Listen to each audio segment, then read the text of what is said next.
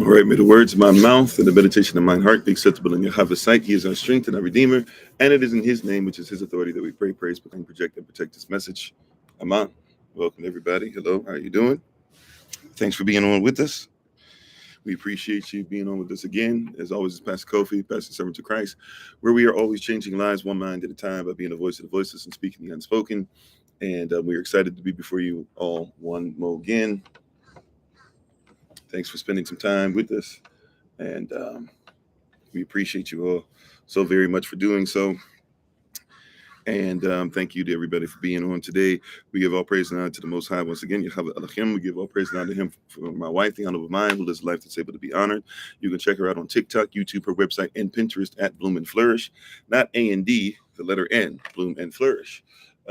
She's a healer, herbalist, chemist, and biologist by degree.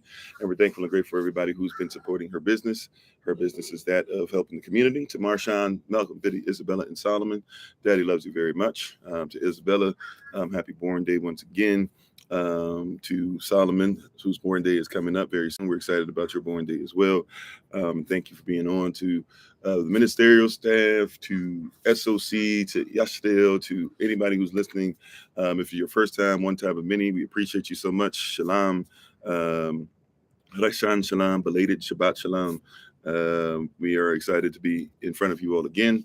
Thank you so much. Hopefully you guys have been able to check out the documentation as far as what's been given out. We were able to give some people the hotel room information. We'll be giving some more hotel information very soon. Even though it is Sunday, which is my family day, I will try my best to make sure that we get all that taken care of this weekend. And thank everybody for being on all the different platforms. How you doing, Sister Dawn? How are you doing, Brother Cole? How you doing, Miko? How you doing? I'm sorry, this is what it's people like me that do what? That's very interesting. But hello to you if you're still on. It's people like you, people like me to do what? Hey, how you doing, Carrie? Hopefully everything's going well with what was there. I do know that I need to text you some information, but hopefully you've been able to do a little better and are on grinding on certain things or whatever. And how you doing? Is it I'm sorry, Ali, right? How you doing, Christine, Valisa, everybody who's on, Lottie, Dottie, and everybody, Mike, everybody. Hello, how are you doing today? We're continuing our FAQ series, frequently asked questions series, and we're starting to get into some deep water again. We already kind of have, but this is going to be deep water as far as canonical viewpoint. Oh, amen. I'm glad you're doing better, Cole. Saw some of the pictures from the from your family get together. I don't know if I'm allowed to say the business out loud, but hopefully everything is going well and getting better. So yeah, and we ask that you keep those of you who do believe in prayer and things of that nature, who are listening. We ask that you keep Sister Deborah in prayer, who's going through some things. Trying to get in touch with her. Been a little tough too, but hopefully we're praying that she's doing a lot better. We're going to go into a little deep word today. We're going to talk about something that a lot of people might not know about. We're going to talk about a text, some writing, some scrolls called Against Apion. That's what we're going to deal with today. Against Apion. Coming from an author who is a historian, who is an Israelite, named, well, we know him as Flavius Josephus. And we're going to speak on this today because we always have this issue that happens where people say that historically, we're not in place, or we're not talking about the right things, so there's no historical value or even historical value to things that are presented as far as our culture, our belief system, etc. And we're going to go into this Against Apion piece and this particular author. How you doing, Brother Clem? And thank you for sharing. Thanks for being part of the community. RJ, thanks for sharing. Is it I'm not sure how to pronounce it. I am the Negrita. I'm not sure, but thank you for sharing. We want to talk about that specifically today because a lot of people will say, oh, you guys just don't know what you're talking about. There's no historical value. There's no historical value. Where do you get that from? And I tell people all the time, that we're so busy and listening to people change definitions, tell us when something happened, didn't happen, misrepresent, mismanage, not be schooled, think that because you went to a college or a university, that a college or university, especially if it's accredited, that they're going to give you anything outside the accredited viewpoint, right? And who accredits it, which are private corporations, who are the same private corporations that run the country and giving us issues now. For some reason, we feel like we should listen to them concerning what historical and listen to his story rather than the story, or his story rather than our story. However, there are people who are us who believe like we did, who existed throughout time, just like we talk about Olawada Equiano. If you're not familiar with that, that's a former slave who was a Nigerian, what we would call now. That wasn't what you called it back then. Obviously, they probably would have even called it Negro land or Guinea back then, but was somebody who was from the same place that on a map, European, so not me saying Africa, listen to only black people, that European people who were slave owners and slave masters in the slave trade actually kidnapped, made a prisoner of war, a little boy named Olawada Equiano, and he was brought over when he was little. He really didn't remember who he was. By the time he was age 20, he was able to go ahead and buy his own freedom as a sailor, and he did so. And then he wrote his own book. And when you write the book, he basically says later in life, he kept hearing people talk about this Bible. So he's like, let me check out this Bible to see what it's about. And he started reading it, and he started having flashbacks to childhood. And he said, wait a minute, we kept the same customs, traditions, cultures, etc., that were over there. He said, I am an Israelite. I realize now, like, yeah, my tribe, we're part of the scattered people. He mentions that. Now, people say, well, that's foolish, this and that. But go back to what I just said, Negro Land Guinea map that existed, European map in the 1700s. And it said in the area that he was kidnapped from, the same area that my tribe is from, it says that that there was on the map, it has a place there called the Kingdom of Judah, and it also has a place there called where it says there are scattered Israelites. So we're just going to see some things today. I just want to present some evidence, a lot of evidence that people want to say we're off on and all those different things, but there are things out there written where you can clearly read that there are people who clearly say who they are, clearly have no problem with it, clearly talk about the stuff, 1491, the Moors finished fighting. Queen Isabel gets in contact with Christopher Columbus. They mentioned the land of Azeroth. There's something in his journal, something documented by the Queen and the King of Spain at the time, and something even documented in the Roman Catholic Church. The Pope gives the Queen permission to go over as long as he gets slaves out of it, and they send Christopher Columbus over there. What is the land of Azeroth? That's supposed to be the place that the 9 tribes who left and never came back after the last time of their captivity. They left seeking the land where nobody resided in. And they come over with a Hebrew interpreter. Christopher Columbus uses Hebrew interpreter. They have a conversation. They find out there's guanine weapons that are still used in West Africa. They're the same weapons that are used today. The metallurgy, same percentage of metals is made in both sides. We're having the same conversation, but a lot of people don't want to speak on these items because they're so busy trying to tell you and I that everything we're talking about doesn't make sense. It's all not real. Nothing's real. It's all fake. How you doing, Sister Rhonda? Right? Nothing's there. How you doing, Sister Cynthia? Oh, okay. You believe that Judah is the Messiah. Okay, well, if that's your belief system, we don't believe that here. But nevertheless, that's not what I'm here to discuss. Matthew chapter 24 tells us everything we need to know about anybody who nowadays is telling us that, right? Specifically, Matthew chapter 24, verse 14. If Judah is coming here to be able to make sure he gives you the message, right, as the Messiah, then he's against Matthew 24:14, which is the Messiah who said he would be coming back. So I think that we have to make sure that we're in accordance to the word, right? But if people believe that Judah is the Messiah, you do what you do. I'm just saying you probably might want to read what the Messiah said about what the Messiah will do when he comes back and what's going to cause him to come back, right? Well, I don't need to check. I would say check out your word. Check out the word of Yah. Somebody can tell you a lot of different things, but it should be based upon the word Yahshua himself, right? Which, by the way, there's no letter J. So for him to be Judah to come back with his people and make sure that Yahshua is sealed so that everybody can be grafted in so that we can all go to heaven, it's a very weird thing to do without him following his own word, right? If he has the spirit of God, that's definitely a problem because God is not the same as Elohim, right? So we got to be careful. But nevertheless, that's not what I'm here to do. You do what you do with whatever belief system you want to carry, etc. I would just simply offer you study to show yourself approved and see what Yahshua HaMashiach said that would need to happen before he came back. And he said that he said that it's on us to have the Messiah come back. He said once this word, this particular interpretation, the original, what he put out is there, he said then He said, then once you do that, he said, then I'll come back. That's what it says, Matthew 24:14. And he continues that conversation from Matthew 24 into Revelation with John. So I would just simply say, read that. That's why in Matthew 24, he tells us many people will come in his name. He said that's not the end times. So, and not only in his name, he said many people will come even proclaiming to be him. So that's not when the end will come. So we have to know the word, right? We have to know what the word says. But once again, if you believe it, you believe it. But we're getting into Nicolaitan doctrine. We're going to omit certain things. And remember what Nicolaitan doctrine is. Nikos is doctrine of people that think they should. Nikos is conquer, and conquerors who are over you. And Laitans are laity. They believe that people should be servants. And so I would just say, read your Bible. It'll bless you. And be encouraged to do so and study everything. Even the stuff that I say, I always say, study everything that I say. Don't believe it just because I said it. Study it and see if it actually makes sense. But that being said, I want to get into this Flavius Josephus. That's the assignment for today. Flavius Josephus, and we're going to talk about something that he wrote that is we call nowadays against Apion. Against Apion. A lot of different things that we'll see today, that we'll be able to read today, that we'll be able to function in today and see clearly what a historian who was around at the time of Vespasian, who was the person that made sure that not a stone was left upon a stone. We'll be able to dig into that some today and be able to see what the Most High does, because it's going to answer a lot of questions for us right off the bat.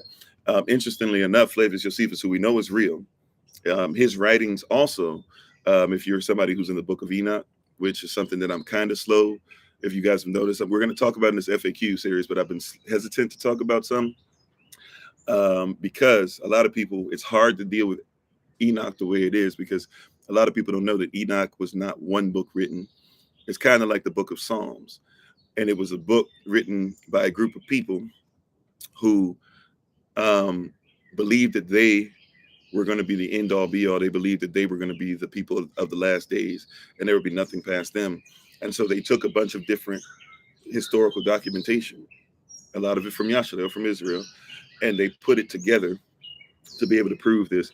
But so it's like kind of Psalms in that sense, or even Chronicles, First Chronicles, Second Chronicles, First Kings, Second Kings, etc. But there's a lot of different things that's going on in there, right? And some of it is not even necessarily stuff that's canonical, but it's put in there. So we have to be careful with some of that stuff too, but we'll eventually get in that. But I wanted to mention the book of Enoch because it talks about a lot of different things. But long story short, if you believe in Flavius Josephus, well, then you should believe in the book of Enoch, because a lot of these writings go back at least until the times of Flavius Josephus. So if we believe in what Flavius Josephus said, then we should basically believe in what the book of Enoch is, if those scrolls were found at the same time. And the interesting thing about Flavius Josephus, as we'll do some reading, we're going to pick up some things from Against Apion, is that we'll believe Flavius Josephus when it comes to what he says about Rome. So a lot of things that you know about these Roman emperors, a lot of things we know specifically even about Vespasian, what happened to Yashdil outside of even the Bible, when the stone was left upon the stone, when people in Rome tell you that the stone was not left upon the stone, and how bloody it was and how long it took, and the revolt that, what's known as like this Israelite revolt that happened. We get it from this historical documentation. But when Flavius Josephus starts talking about his own people, then all of a sudden people say, oh yeah, throw that away. So they believe that Flavius Josephus is credible when it comes to making sure that certain cultures are lifted up. But when it comes to making sure that your culture, your belief system is lifted up, they say, let's put him to the side. And so I invite us, well, today, let's go ahead and read what he has to say for ourselves. Because if what he says, is warranted, has any value, has any truth to it. And hello to everybody coming on. Shalom to everybody. Hello, Anubis. Hello, Sister Tracy. Thanks for being part of the community, DYR 32. If I miss your name, please forgive me. Sister Bree, everybody coming on, etc. I think thanks. Is it Better Irene? Thanks for being with us and being part of the community. So if, for me, if we believe what he has to say about Roman things and Greco-Roman things, he talks about Greece, he talks about Rome, he talks about Kemet, and we believe him about all these other things, then why is it, how you doing, Ricky? Why is it that we don't believe him about Yashdil or the Tanakh or what we call the Bible? If we believe Flavius Josephus about everything else, then when it comes to Israel, why is it we don't believe him about that? Like, we got to ask questions. How you doing, Mo Design? We got to ask questions. They're telling you that we have no historical or even historical, right? Because these story is different than his story. But they say there's no historical or historical value to the stuff that we say and proclaim. And yet we have people, like we just mentioned even earlier, Oluwada Hequiano. We have proof that the Book of Enoch is written way back when, around the same time as Flavius Josephus. We have evidence that the Dead Sea Scrolls have books of the Bible that people say didn't exist. We have these Dead Sea Scrolls that are dated back to before the times. Some of them, well, let me be careful. Some of these documentations go back that we consider to be Dead Sea Scrolls. They will say probably even came before the times of Christ, and yet we keep saying there's no evidence. So I want to bring something that they use as evidence with Rome only, with Greece only, right? With Rome, Greece, Kemet, things that they're trying to say are theirs, right? Because even when they talk about Kemet, they like to talk about Flavius Josephus, because Flavius Josephus, when he's talking about Egypt or Kemet, a lot of times they think that he's talking about the Ptolemean dynasty, the Ptolemaic dynasty, which is a Greek dynasty that was over Kemet. But they don't want to talk about it when it comes to us. So if they believe him about Rome, I figure today, let's go ahead and see what he has to say about us. Now I'm going to try and see if I can pull this up. If you're on TikTok, especially, I'm going to try and. Oh, I'm sorry, I just did something crazy and lost TikTok.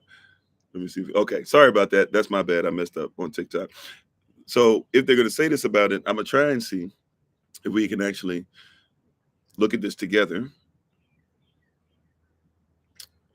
TikTok does stuff very weird when you do screenshots and try and bring them up. So I'm not sure how this is going to look. Oh, cool. All right, it actually didn't. Usually it blows it up to where it's bigger. So now we might have a problem. So I'm going to try and see if we can read this. Let me see. Can I scroll? Let me see if it'll let me scroll past where the. It's going to be interesting with my head in the way. Let's see if we can do this. So I'll have it over my shoulder, I guess, but it's going to be difficult for me to read. So let me pull it up online so that I can not be looking at the screen, but I can be reading it at the same time. So let's see if we can do that, right?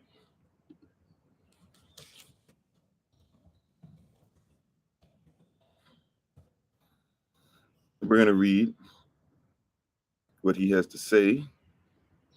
I'm trying to make sure that I got the same thing up. Let me see. So we're going to go to against Apion.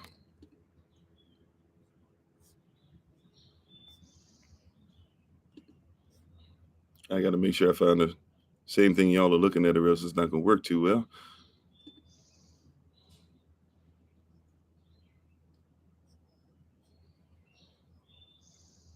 Okay, well, I don't know. I might have to try and do a weird thing. It's gonna look weird to those that are on YouTube. I'm gonna be doing some weird stuff to try and read this for you. It is what it is, though. Let's get this truth out. So even if I look a little odd, just bear with me, okay? So against Apion on the antiquity of. Now remember, I'm gonna translate some words because back then there was no such thing as a Jew. So I'm not going to say Jew. I'm going to say Hebrews or Avda even. Avda is really what the Jews were called. You're going to see God. There was no such word as God when he was writing, right? Even if you're talking about him writing in Latin or Greek, they didn't use the term God. It wasn't until Germanic people came along that they started putting their belief system on the stuff. So you see the term God. So if you see me use different words, it's because those were not original words, right? This is a translation, and some things don't translate, or some people just aren't honest in translation, right? But we want to see what Flavius Josephus said overall. So I'm just letting that be known. So we can see here, it says in my history of the antiquities, most excellent Aphrodite, I have, I think, made sufficiently clear to any who may pursue the work, the extreme antiquity of our Jewish race, which there was no such thing as race, no such thing as Jew, right? So that would have been of the other people. That's what he would have said, right? No such thing as race yet. See, so you got to see how people are already changing this up. The purity of the original stock and the manner in which it is established itself in the country which we occupy today. So Flavius Josephus making it a point to say right off the top that he says, I believe that I have come across, or am a historian basically, and I'm going to write out things very clearly. He says he making it a point to say, I'm not in my country. I'm in the land of my captivity. I am a captive. He is Vespasian's slave, kind of making his way up to indentured servitude, right? If you don't know his background, so once again, he is an Israelite. Flavius Josephus is somebody who was fighting in this war against the Romans, and they were fighting for their freedom. This is something that had been going on for hundreds of years at this point, and had really intensified the last 150 or so. Matter of fact, when you get to Yashvai being there, so around, it's actually written in documentation that Yashvai was the reason there was a revolt that happened with Pontius Pilate. Pontius Pilate had two things against him that ultimately lost Pontius Pilate his seat that he had as far as being the governor of Yashvai, right? Pontius Pilate basically had two uprisings. First one happened when Yashvai was crucified. And so it was a whole thing of Israel where Rome almost lost the ability to be able to govern these people because it was like a revolution. It was like a revolt that night. And the people were that lathered up about everything that was happening with Christ, right? So then the second thing that happened, they said, if anything else happens, you're going to be gone. Well, then there was another revolt where there were gangs in Israel who would walk around, they had knives and things, and they would see Roman leaders and things like that, they'd stab them and things like that. They did not want to be under Roman leadership. One of the reasons why they got mad at Yashvai, because he said that I'm not coming to free you from Rome in the way that you think.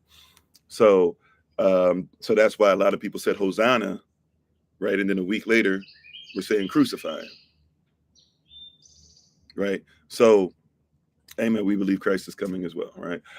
So when we're talking about these different things that are going on, we're having a lot of conversation, right? But that's the context, right? So there's a fight now that goes on later on, and the Romans have come, and Yashvai had told people, hey, be careful, be ready. When these people come, you need to be ready to leave, because they're not going to leave a stone upon a stone. He said they're going to stop. That's a signal for you to leave, right? And then they're going to come in and take over. Well, sure enough, Rome comes up, they start to attack, but then they move back, they stop. Some people even say they don't know why the Romans stopped, because Rome should have just gone ahead and went over. It would have been easy for them to take over. Nevertheless, Rome stops, right? And then a lot of people scatter and go. Other people, they fight to the death. Vespasian is somebody who has decided he's going to stay and fight to the death. He even made a pact, right? If you read some of his writings, you'll even discover that he made a pact with his brethren who he's fighting with, where they said, hey, if we end up where we're going to die, or it ends up like they're going to try and take us as slaves, we're going to kill ourselves.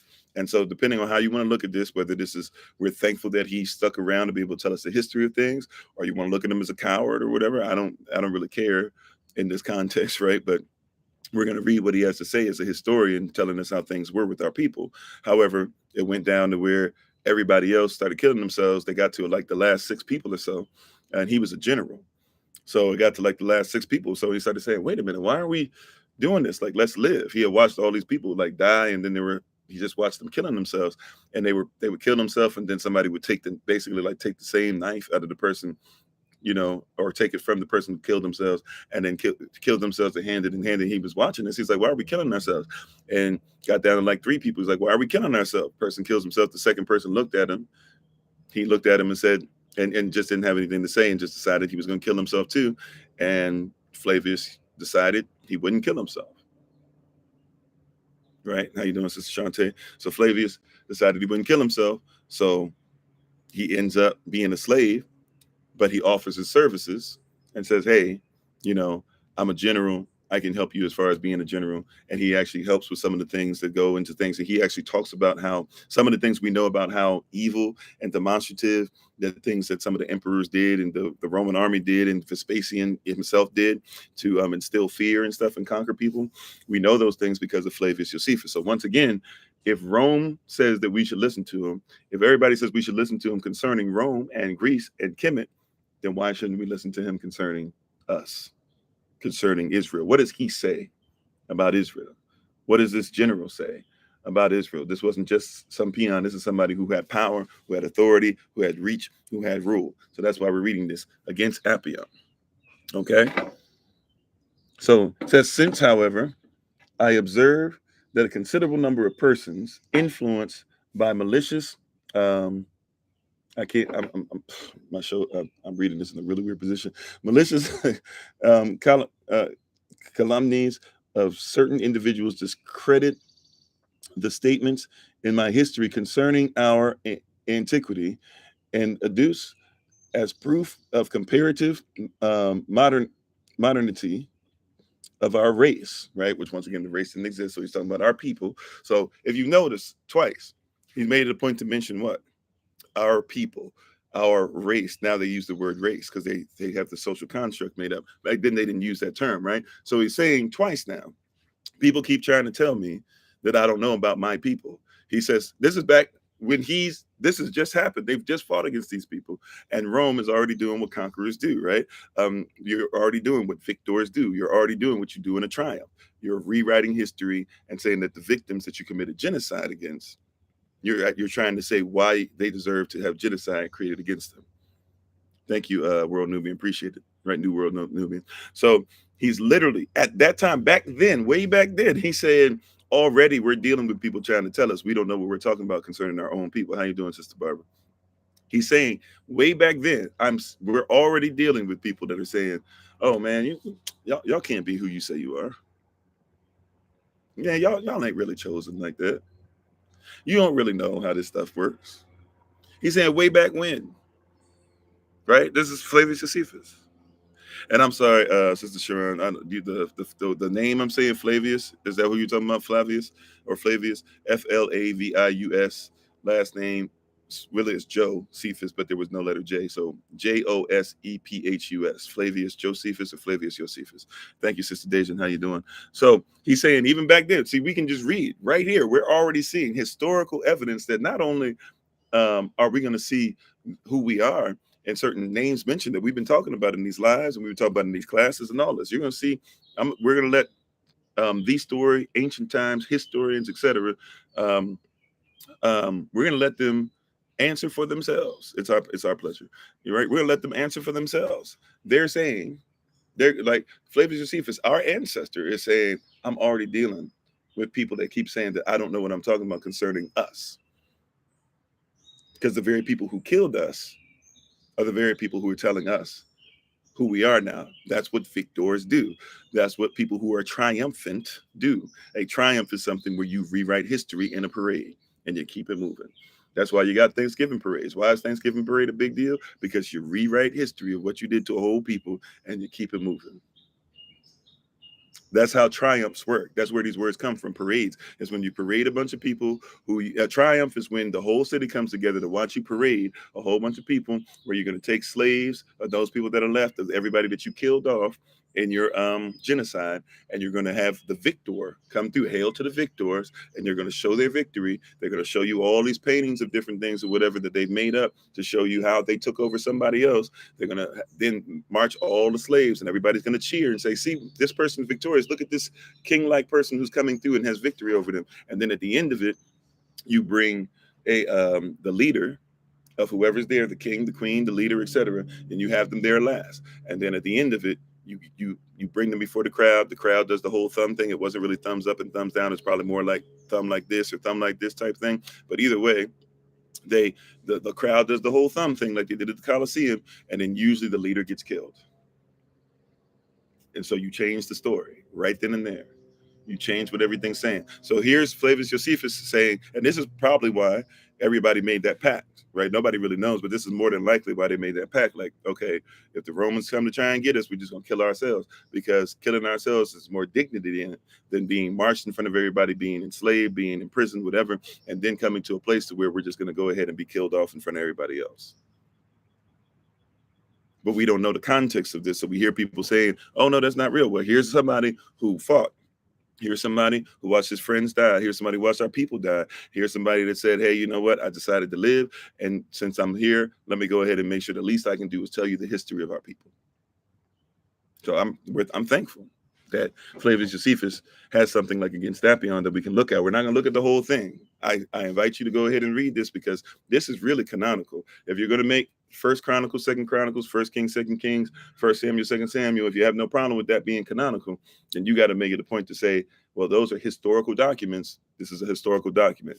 Oluwata Equiano, who I mentioned earlier, if he's got historical documentation, we should probably read him too. That's one of the reasons why people have a problem believing in what we believe in, or having said, when we say having been said as we believe, people say, "Where's your proof? Where's your proof?" We're already seeing. Okay. Sorry, this is a very odd position I have to read in to make this work. Okay. He said, I consider. Oh, I'm sorry. Hold on. Wait. Oh, yeah. Okay. I consider it my duty to devote a brief treatise to all these points in order to in order at once to okay.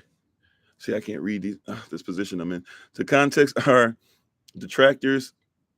I'm sorry, hold on 1 second. I'm gonna see if I can make this easier, especially with these comments. It's hard for me to see it with the comments. Try to change the way they look on my screen. And deliberate falsehood to correct the ignorance of others. Okay. All right. So basically he said, I'm doing what? I'm doing this to change the falsehoods. And he said deliberate falsehood and also ignorance. So he's saying people have done this on purpose. On purpose, people have deliberately falsified who we are as a people. I didn't say, I have said that, but I didn't say that today, right? I didn't write this. This is written around the time of Vespasian. This is written a little bit probably after, somewhere, who knows, 70 AC is what we're talking about, when everything went down with him when he became a slave. So you're looking at, sometime right after that, where he's going to write this stuff down and say that people are specifically lying about who people are. You said, but every race has been slaves in those times. It's not race issue, it's power issue. Okay, I'm not here to talk about that. All right, if we're trying to dismiss chattel slavery and say that, hey, because everybody's been slaves or blah, blah, this and that, if we're trying to dismiss this history here that he's saying and say, well, everybody was slaves at the time, that's not what I'm saying. I'm saying that he himself wrote in books. He himself, the person that's in the time, not us trying to talk about what we put upon it, the person who wrote the book. Okay, this is the context. I'm not here to talk about the white man versus the black man. And even if you know about Romans are not necessarily white, as we look at the social construct today, right? Romans are very mixed people, and even people like Justinian and Theodora. And if you look at people like Septimius Severus, and even if you look a little bit at Roman Caesar, some people would even tell you would see that they probably would look more like us in color than other people. So I'm not worried about that. If you look even at the Greeks, if you look at Leonidas, famous for 300 and stuff. If you look at the Athenians, if you look at the Spartans, etc., you will find that they probably looked a lot more like people of color than they do anything else. Matter of fact, a lot of people know this in a lot of documentation, or not documentation, but a lot of videos you'll even see on YouTube. They started putting them together. I'm not really concerned about the black-white thing right now. I'm trying to tell you that somebody that was an Israelite is telling you that people lied. And his whole goal about everything we're going to read, right? We're going to just read excerpts. I invite you to read this called Against Apion, Apion.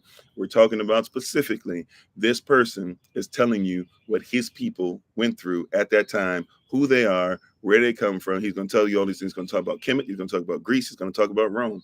I'm not here to argue right now the point whether or not you want to say that you're making this a race issue. He's saying that people are dismissing who his people are. They killed his people off and they lied about it. And he's here to tell you the history of his people. Just like he told you the history of Rome and people believe that, just like he told you the history of Kemet and you believe that, just like he told you the history of Greece and you believe that. Why not believe him talking about his own people? That is our point.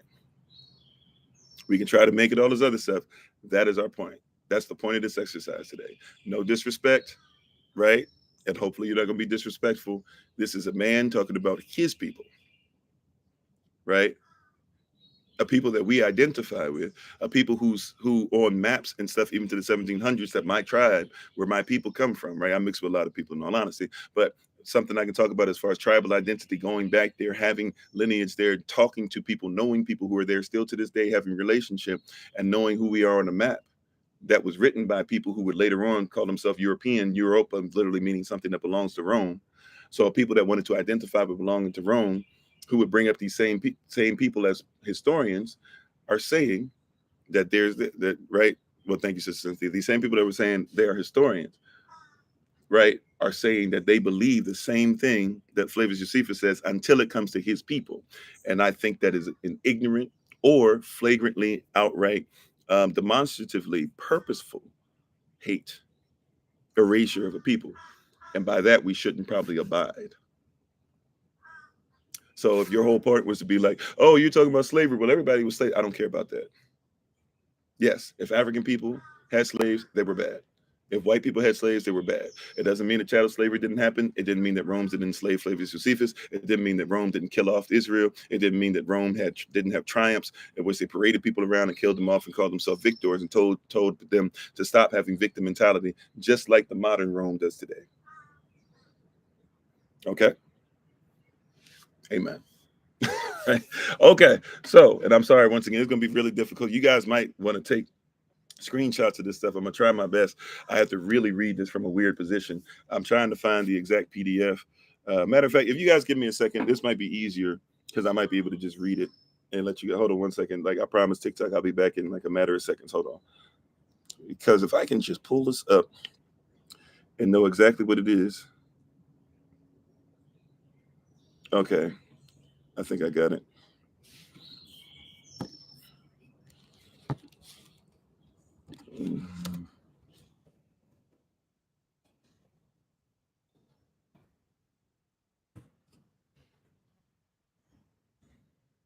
Okay.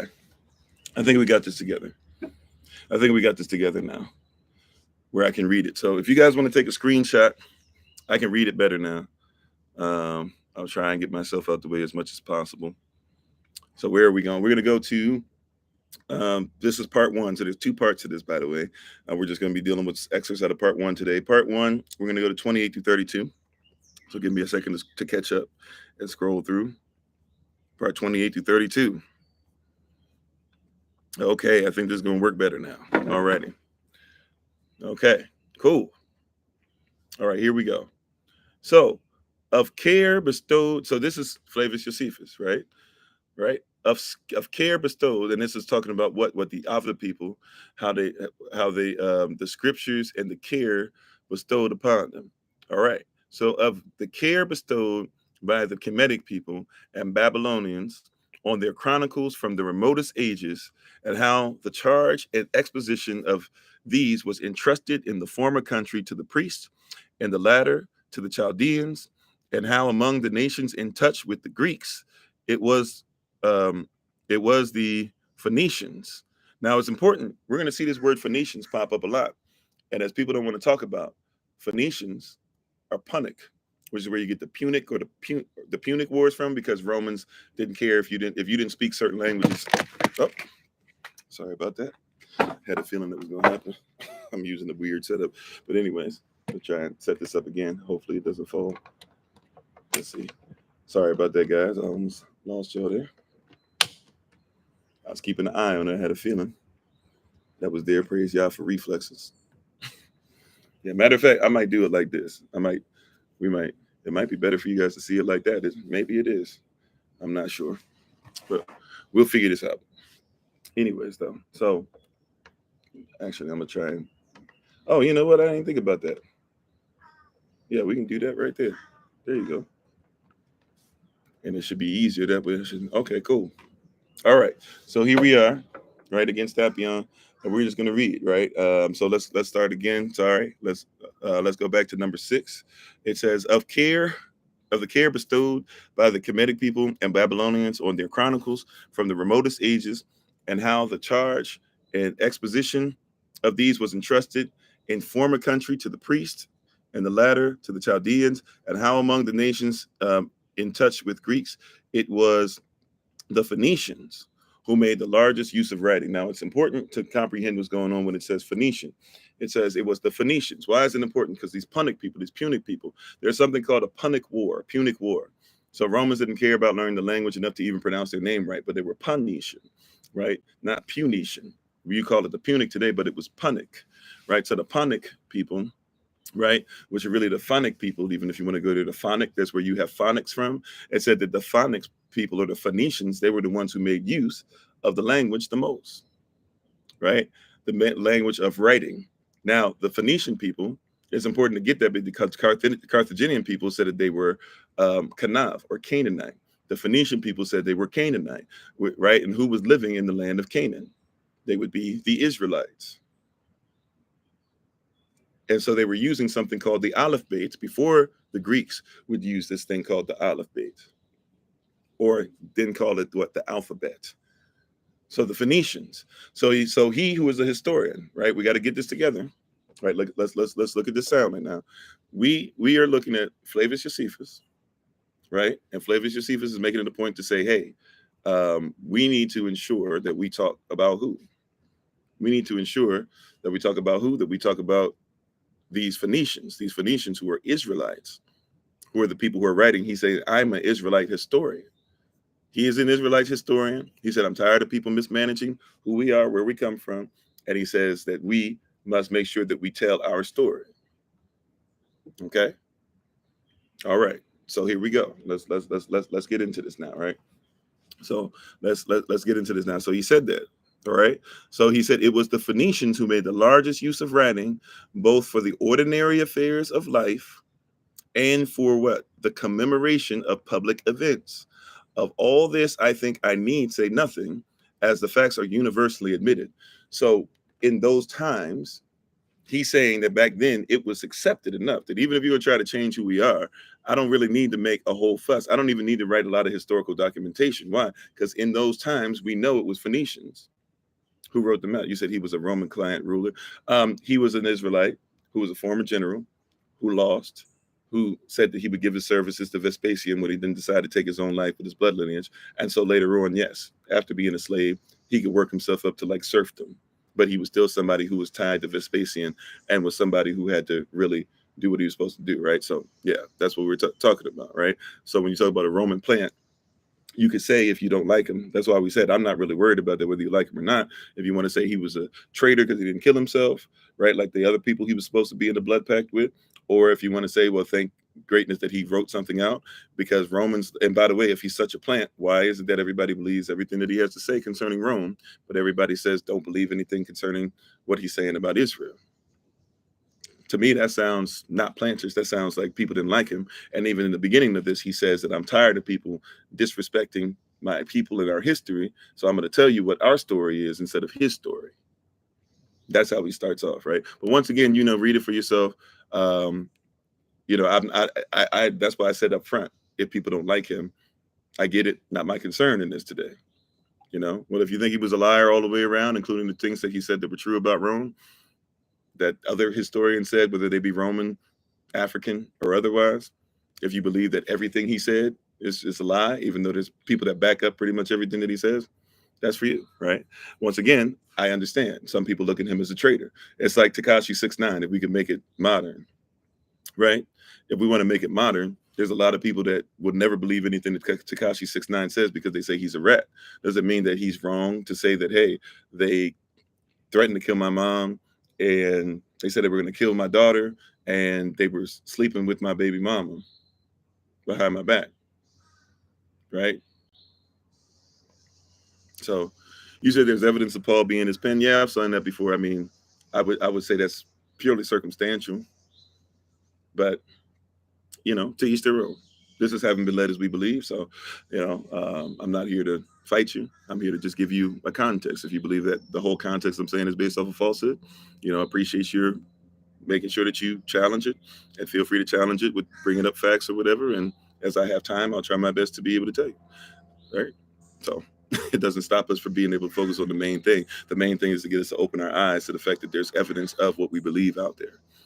Right. So let's see. So I'm sorry. Let me put this back up. So he says, I need say nothing as the facts are universally admitted. So he said at this time period, look, everybody pretty much agrees with what I'm saying. Nowadays, people might not. Right? Nowadays, people might not agree with what I'm saying. Right? He said, nowadays, people might not agree with what I'm saying. He said, but back then, he said, this is universally accepted that Phoenician people, phonetic people, right? Punic people, Punic people, Carthaginians, Phoenicians, Carthaginians, Israelites, etc.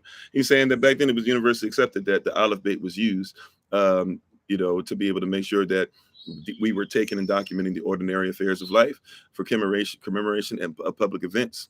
And therefore, I don't really need to add anything to it. That's what he's saying. As somebody at the time, he says, y'all might not like a lot of the other stuff I'm going to say, but he says, without question, we can't question the Phoenicians were out here doing what they do.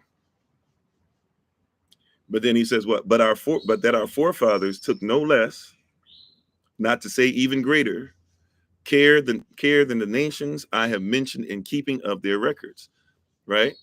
So he said when people try to say Israelites didn't write anything about ourselves, right? When people say we don't have anything, we don't have the capability, that whole thing, is aliens have to help us to be able to do stuff as a diaspora, or you know, there's no way you guys didn't have writings and things like that as a diaspora, and you guys focus too much on verbal communication, and you didn't write every single thing down the way that we say you should have wrote everything down, even though we have stuff written and things like that. He's saying that our fathers took no less, right? No less, not to say even greater. So he's even having to like be political. He's like, I'm not saying that we did more than y'all did. He's saying, but we didn't do any less than y'all did. You see, he's even having to play the same game that we play today. Same thing, right? He said so, but he said we kept our records, and it was a task which they assigned to their chief priest and prophets. So he's saying in his mind, chief priest and prophets is crucial. In his mind, hey, our priests and our prophets are historians. He's saying we're tired of the disrespect. He's saying our chiefs, priests, and our prophets are historians. You will not talk about them as anything less. This is what he's saying. You will not talk about our leadership as anything less, right? You will not talk about it as anything less, right? Well, he wouldn't even been called Yahweh, but I get what you're trying to say, right? Yehovah and things like that, they go a lot deeper and a lot longer and a lot further than that. And even if you're talking about Malek, which really you got to know the language, because Malek, people say, oh yeah, Malek or Malak, or they don't know the difference between Malak, Malak. Like those are three different words, right? And different cultures change the words, but depending on who was in charge, right? But nevertheless, right? That's not my concern right now. I get what you're saying. We could have an argument that at another time. We have a whole series called Having Been Led as We Believe. We talk some about that as well. But main thing that he's trying to say is that you're not going to disrespect our leadership, right? That's what he's saying there, right? So he said our chief priests and prophets, they were right, these records, these historical documents that I'm about to tell you about, that I'm about to give you things, that I'm about to even show you other people who back up what we're saying from then, right?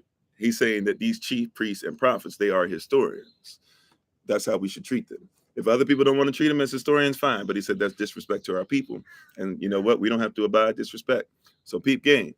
He says, and that down to our own times, these records have been, and if I may venture to say so, will continue to be preserved with scrupulous accuracy. I will now endeavor briefly to demonstrate. So we're supposed to keep these things with what? Scrupulous accuracy. To me, that sounds like Matthew. That sounds like the book of Matthew, Matthew chapter 5. Matthew chapter 5. What part of Matthew chapter 5, by the way? That sounds like Matthew chapter 5, verses 17 through 20. We mentioned that quite often out of our sweet spot. People call it the Sermon on the Mount. Matthew chapter 5, verse 17. Matthew chapter 5, verse 17 tells us that Yahshua came not to destroy the law. And really, if you break it down to how it's more accurately translated, it would be, do not think that I've come to overthrow the government by destroying the law, but I came to make sure that it is fulfilled. Fulfilled means to make sure that it is enacted, to make sure that it's done. Doesn't mean to make sure that nobody else has to do it. Verse 18 that comes behind that and says, we should not change one jot or tittle. That word tittle even translates to the character Yah, the 10th character, meaning even the way it is written, or the hand of Yah that is upon it, right? Then verse 19 says, if people say that we should not obey the law, and they live as such, they are the least in the kingdom of heaven, right? But if they obey the law and they teach that you should obey the law, then they are considered to be the greatest in the kingdom of heaven. And verse 20 says that you should know the law greater than the scribes and the Pharisees. That sounds like Yahshua speaking on the Sermon on the Mount, that we must preserve it scrupulously. We should not change anything. We should not change one jot, which is the most minuscule of measurements, nor tittle, the way that it is even written.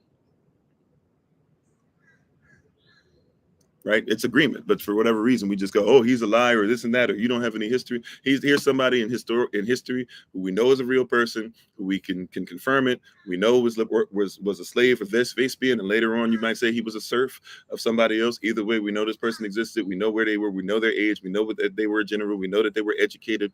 They were educated by Rome. They were educated by Israel first. We know that they fought for their people. All these different things. We know it. So at the end of the day, we can say whatever we want, but we know this to be accurate. This is not just some random person speaking. All right, it's not just a random person speaking. This is somebody that we know existed. Okay, let's keep on going now. Let us keep on going. So let me see. So here we are. I'm at number 7. It says, not only did our ancestors in the first instance set over this business men of the highest character devoted to the service of Alacham, but they took precautions to ensure that the priest lineage should be kept unadulterated and pure. So this says that they even that family means something. The people who are doing this mean something. That's what it says. Y'all see that? Family here means something. Who you are, right? Where you come from, where you were born, it means something. Doesn't mean that somebody cannot get into heaven or anything like that, but it means something. Your family, your lineage, they took account of that. They used to make sure. We were talking about this with biblical law. Those who take biblical law with this on Saturdays, we were talking about that last night. To where if you were a Levite, you had to come. You every year at the beginning of the year, you had to make sure that you brought your paperwork. Didn't matter if people knew you by face or not. You had to show your paperwork every year. They were trying to make sure that the Levitical priesthood was something that was kept. All right. And they had to have the highest character. Okay. A member of the priestly order must, to beget a family. So they had to what? So in the Bible talks about, this is all biblical. This is somebody, once again, alive, who's basically saying it, right? Yeah, exactly. If you don't know who you are, you're rendered ineffective, right? That's a great point, Bree. And thanks for being with us, Curtis. Appreciate it. Thanks for being part of the community. So watch this. So let's keep on going. A member of the priestly order must, to beget a family, marry a woman of his own, not of his own race. Remember that word race didn't exist yet. So that's what? Of his own people. Of his own people, right? A Levite was supposed to be with his own people. That was a law. That was a mandate. I know people don't like that, but that's true. You said, what's this live about, religion or history? The words are blurry.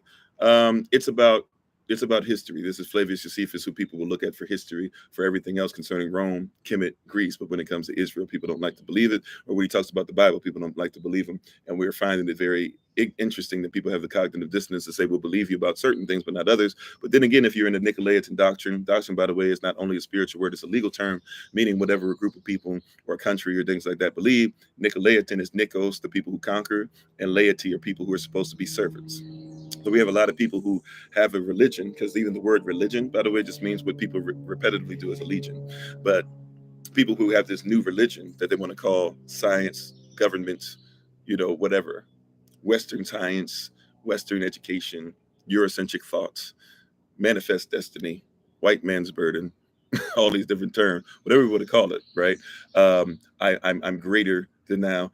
Go back to college, all these different terms. They're just simply finding ways to be able to say, oh, wow, thank you, Sister Stage, appreciate it. They're finding ways of basically saying what Flavius Josephus started off with, which is, why is it that y'all have a problem with me talking about my people? You said also Aaron's sons were devoured when they entered unclean to the holy. Yeah, they were devoured by fire, right? Yep, most definitely. But, we're not really at that point right now. But yeah, I get what you say. Oh, well, as far as Levitical priesthood, I get what you're saying. Yeah. So anyways, and without regard to her wealth or other distinctions, right? So what does it say? That you were supposed to marry a woman that's part of your people if you're a Levite.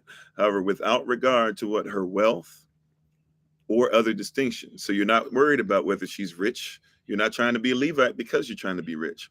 Your whole goal is to make sure that the word of Yah would go forth. But he must investigate her pedigree, obtaining the genealogy from the archives and producing a number of witnesses. So just like men had to be able every year to show who they were, if you're going to get married, which, by the way, remember, in our culture, you're supposed to be pre-qualified for marriage, because marriage is sex, sex is marriage. Out of that comes fruit. So before you start laying down with people and becoming one with people, having children and continuing this bloodline, you're supposed to make sure that you do your research on what is a wife, what is a husband. Do you know what it is? See how all these things that we're doing? You said so Levites were not able to keep this standard of highest character. I don't comprehend the statement or the question. Are you saying that because there are Levites that didn't do what they were supposed to, that doesn't mean that Levites weren't supposed to hold up the standard? I don't quite get the comment. No shade. I just don't comprehend. I want to answer correctly. How you doing, Mayhew? Thanks for being part of the community, Vanessa. So these are things that are there, right? This is why even if you only believe in the 66 books, you should still look for historical documentation. That's the problem, is that people won't even look to people who lived at these times to be able to see what did these people say, right? Because he's going to bring up other people besides just Israelites. This is why it's important to know who we're talking about. So we're going to go to, again, we're going to go to, what, 32 through 37? 32 through 37. Okay. 32 through 37. It says as follows. It says, against this practice of ours is not confined to the home country of Israel, or what now people try to say Judea, but wherever there is a Hebrew colony, an Israelite colony, there too a strict account is kept by the priest of their marriages. Right? I allude to the Hebrews, right? Remember, this word Jew didn't exist yet, right? The letter J didn't exist yet, even in the languages that you might say, oh, well, he wasn't speaking in writing in Hebrew. You weren't using, even if it's not just in the alphabet, it wasn't in the alphabet, it wasn't in Latin. Okay. So we want to make sure that we make that a point, right? So I allude to the Hebrews in Kemet and Babylon and other parts of the world in which any of the priestly order are living in dispersion.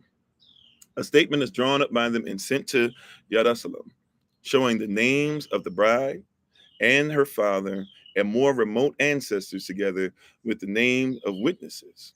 So we got to recognize this is him saying that before Israel is taken over, right? We got to know the context. Before Israel is taken over by Vespasian ultimately, but by Rome ultimately more so than him, and finally it's under their dominion. You said I don't believe in Jesus. Jesus, I believe in Yahshua. Jesus is half man, half Zeus, and so I don't believe in demigods. No, I do believe in Yahshua. Right? He wouldn't have believed in Jesus either. He would have known who you were talking about because that person didn't exist, at least not yet. Right now, he exists. He's been written in, but back then he wouldn't have known who you were talking about. Just like when you said if somebody says I'm a Christian, back then he wouldn't have known what that was. Not yet. It wasn't a thing yet. Right? Before there was Christianity, before there was a Jesus, there was something like that, right?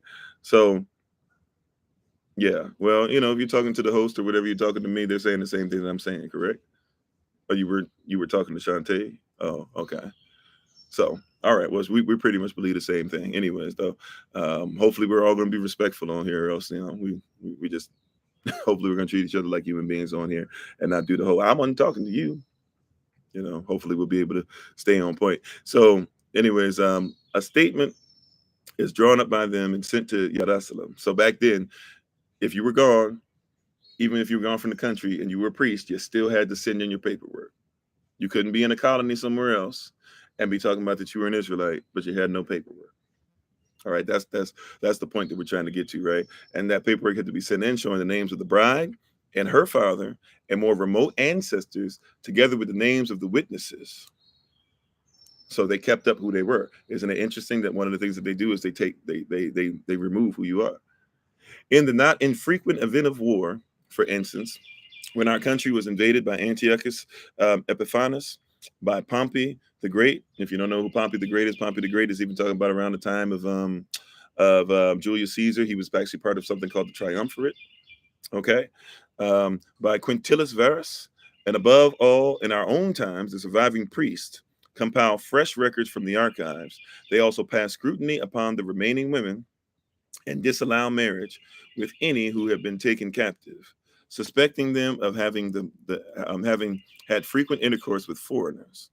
But the most convincing proof of our accuracy in this, the most convincing proofs of our accuracy in this matter is that our records contain the names of our high priest, with the succession from father to son for the last 2,000 years.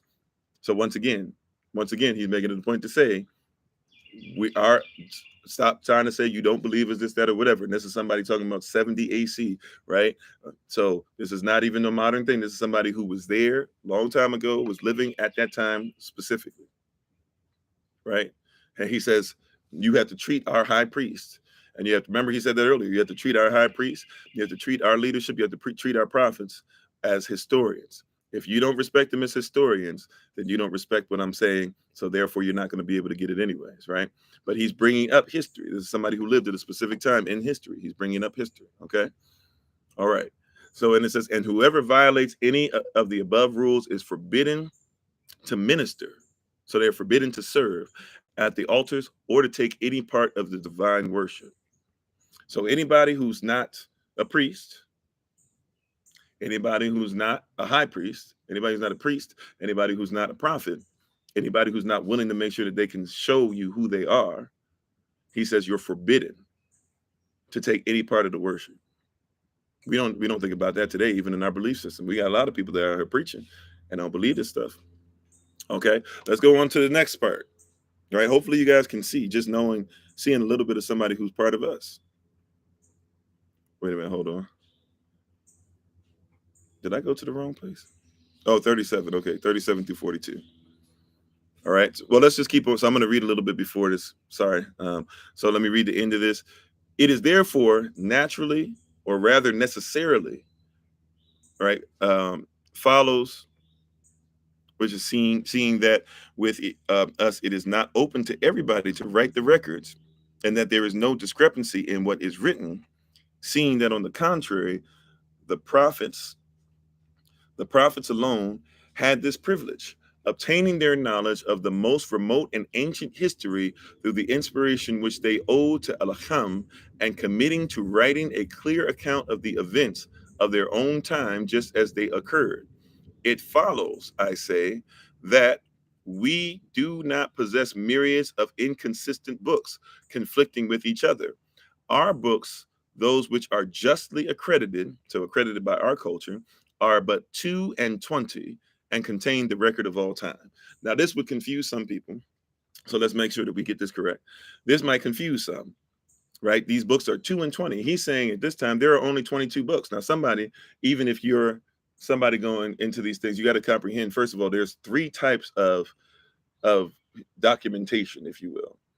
You have like what people might call the books of prophecy or something like that. But you had like the Tanakh is bigger than just, see, a lot of people try to make now the Tanakh is 5 books or it's just Old Testament when people believe in Old Testament, New Testament. But no, the Tanakh is actually a gathering of like 3 different types of books. You'll have like historical documentation. You'll have things that are supposed to be straight up like prophecy, prophetic, and you're supposed to have some things that are basically like it's straight lawful. And they put all these things together, right? But here's the deal. When it says 22 books, what you'll recognize, right, what you got to recognize is that really a lot of these books even go together.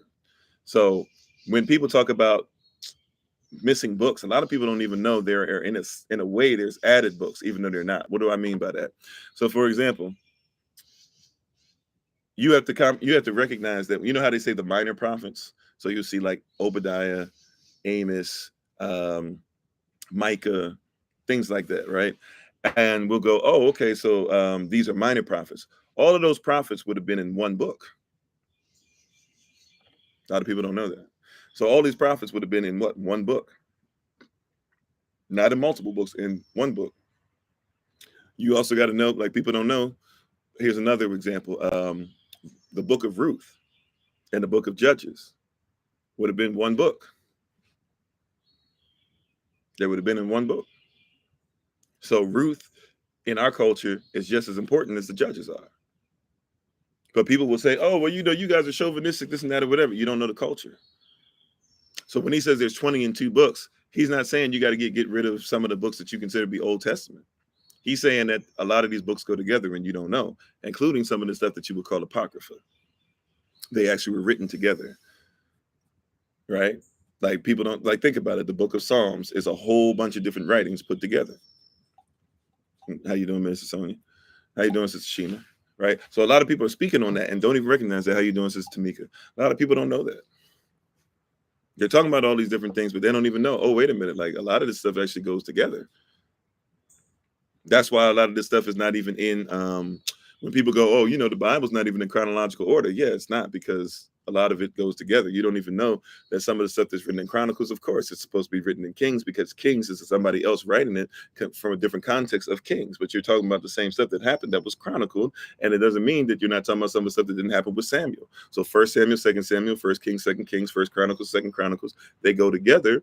Even though you could say, well, why does it start over, or why does this? Well, it's because you have different viewpoints talking about the same thing. What actually should make it more accurate, because we were led by the Most High to make sure that we put all these together to ensure that you could see the same thing from a different perspective, just like you would talk about Matthew, Mark, Luke, and John. There's nothing wrong with having 4 different perspectives on the same person, right? You don't say that about an atlas. You don't go, oh, well, it's a terrible thing. You can't look at any atlases because, there's 75 companies that you have on your shelf at the library that are all making atlas. They all talk about the same stuff. So that means that you can't believe anything in any atlas. It doesn't make sense. It's a terrible argument, right? But a lot of people are using that to argue. Thanks for being part of the community, Ron B. So we got to know this stuff, right? So this is stuff he was dealing with even back then. Let's continue to go on. So he says, of these five are the books of Moses. So we know those, right? If we want to say by the Shits, Shemot, et cetera, Vayakata, the list goes on. Or if we're going to go, Genesis, Exodus, etc., right? But we know those first 5. And he says, comprising the laws and the traditional history from the birth of man down to the death of the lawgiver. Did you catch that? Did you catch that? Did you catch that? He said from the birth of man all the way down to the death of the lawgiver. Who is the lawgiver? Wait a minute. In our culture, we believe that the one who died for us didn't tell us to not follow the law, but people who are Israel, we would actually consider him to be the lawgiver.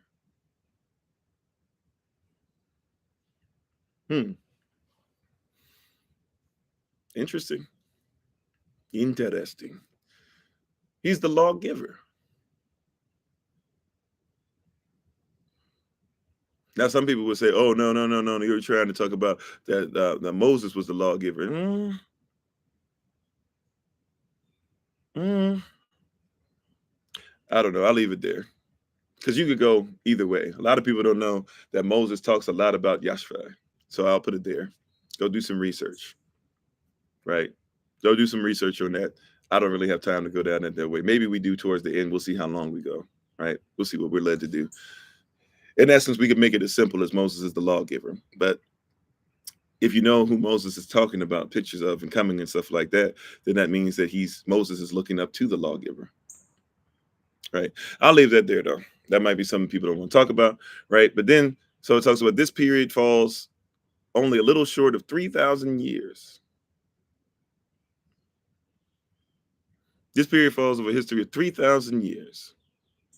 A little short of 3,000 years. So that was when he was around. So when is he writing this? He's writing this a little bit after 70 AC, which means that 3,000 years before him, he said, that's when this stuff started getting written down and being passed on generation to generation. As far as who we come through Seth and through Adam, we're looking at that. And by the way, Adam even exists before the 3,000 years too, if you know how this works. But he's saying that that's how far back we document. So when people say we don't know what we're talking about, or we're not the oldest, this and that, or whatever, now add 2,000 years to that. We're not quite at 2,000. We got to make it to 2070 first. But basically add 2,000 years to that, and you got 5,000 years that he's saying, bare minimum, that our prophets and we go back to. People dismiss it, but he's saying, oh no, stop talking about this modern this and that. Stop talking about this Christian new way. Stop talking about this new Jesus phenomenon. He said, no, take it back to who we really are. Right? And we go back bare minimum, written down. When people say written down stuff, we got written down history going back 5,000 plus. Right? Okay. From the death of Moses until Artaxerxes, who succeeded Xerxes, the king of Persia, right? So that's basically, if when we did that 13, when we did the 42 thing and we broke that down into or not 13, sorry, 14 times 3, right? We did that a while ago. We actually have that on the podcast if you want to go look back for that, probably somewhere around October, September, August, somewhere in there last year. But so he's saying what, 3,000, I'm sorry. So go back to the times of Xerxes, king of Persia. By the way, that's that silver part in Babylon, right? You have Babylon first. He already mentioned Babylon. So that's the head, right? That's the head of the statue. Now he's talking about Xerxes. That's the silver part, right, of that statue in the book of Daniel. So once again, he's saying our prophets, led by the Most High, not only are historians the way that people think as far as we wrote about history, but before it happened, we wrote about it. Daniel talked about it in Daniel chapter 2. He talked about it again in Daniel chapter 7. Isaiah talked about it all over the place. Ezekiel talked about it in Ezekiel chapters 1 and 2, right? Before it happened, people were already labeling this stuff out, okay? Let's keep on going, though, right? So Xerxes is king of Persia. The prophets subsequent to Moses wrote the history of the events of their own times in 13 books. So once again, these books were compiled, they were put together, right? We've kind of separated them now. People talk about even there being more books. We actually separated them. We used to consider a lot of these books to be combined together. The remaining 4 books contain hymns to Elohim and precepts for the conduct of human life, right? So things that you would call, the book of Psalms, right? The Proverbs, the Song of Solomon, and even like Lamentations, right? People might call those things like hymns, okay? And precepts. Precepts are what? The environments for the conduct of human life.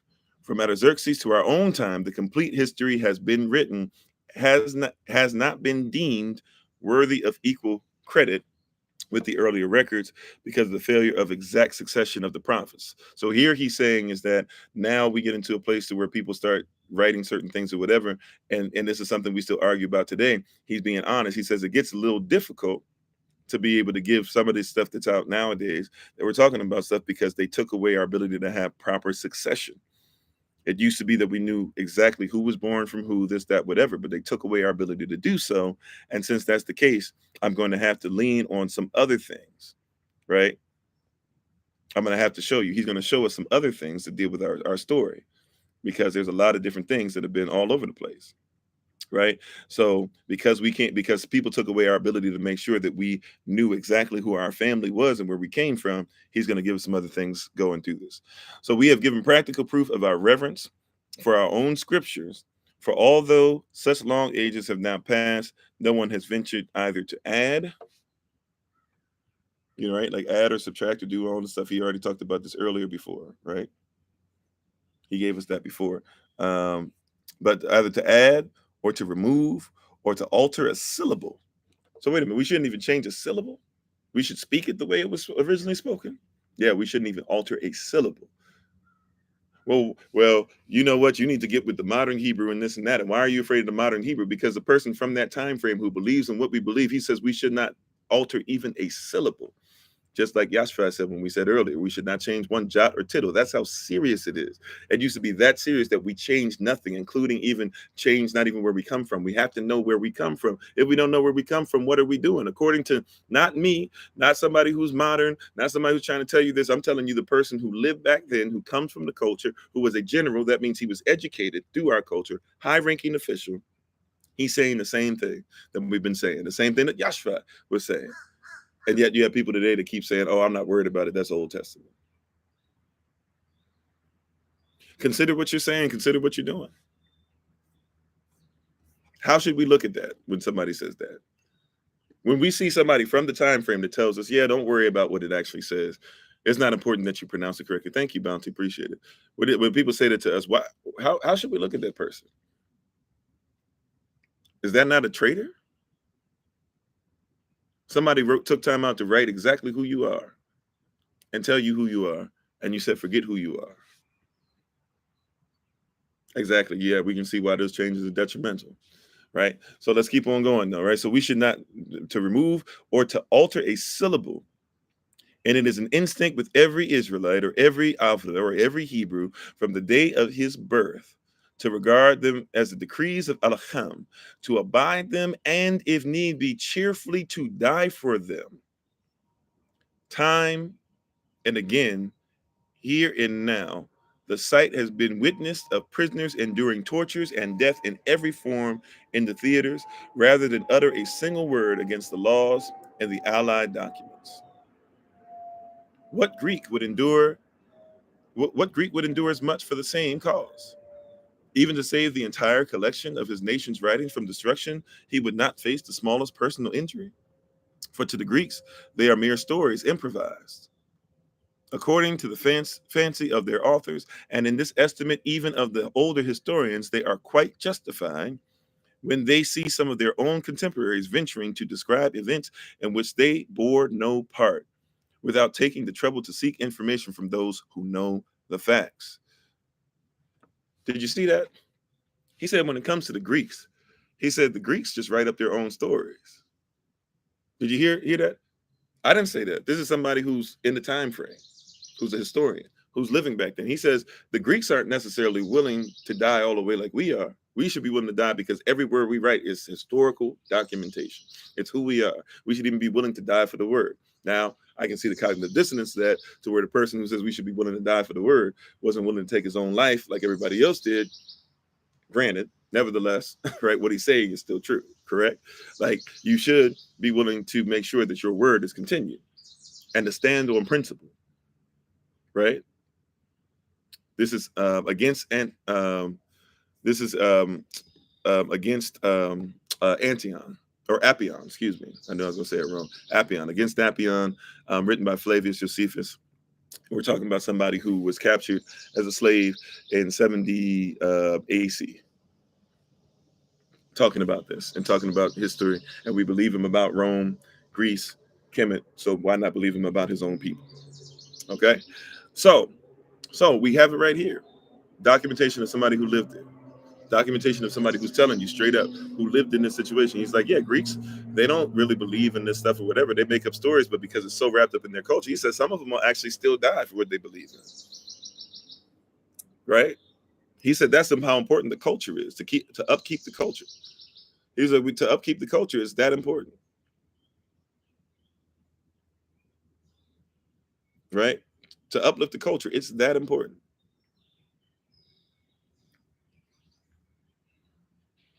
That's how important it is. Okay. So let's see. We have actually had so-called histories, even of our recent war, published by persons who never visited the sites nor were anywhere near the actions described, but having put together a few hearsay reports, have, with gross impudence of drunken revelers, miscalled their productions by the name of history. In other words, this is a wordsmith right here. In other words, hey, people have been so busy just asking people through hearsay or people who don't care about us or people who've never even visited Israel. They keep listening to them, but they won't listen to us. And these people are drunk sometimes. These people are totally off. They don't know what's going on, but they're miscalling it these productions, these plays, these movies, if you will. They're miscalling these movies and calling them history. He said it's not our story. It's really his story. It's not truth. He said, I got a problem with this. That's why I'm here. That's why I'm gonna do. That's why I'm out here getting ready to do what I'm doing to show you guys what we're talking about. I need to give you the truth. He said, you haven't been given the truth, and we haven't been given the truth as a people, right? So he said, I'm gonna help you. I'm gonna help y'all out. He said, I know it's been a long time since y'all had somebody tell the truth. Matter of fact, you probably never had anybody tell you the truth. So let me give it to you. So he says, I, on the contrary, have written a veracious account, at once comprehensive and detailed, of the war, having been present in person at all the events. Remember, once again, he's a general who was fighting against them.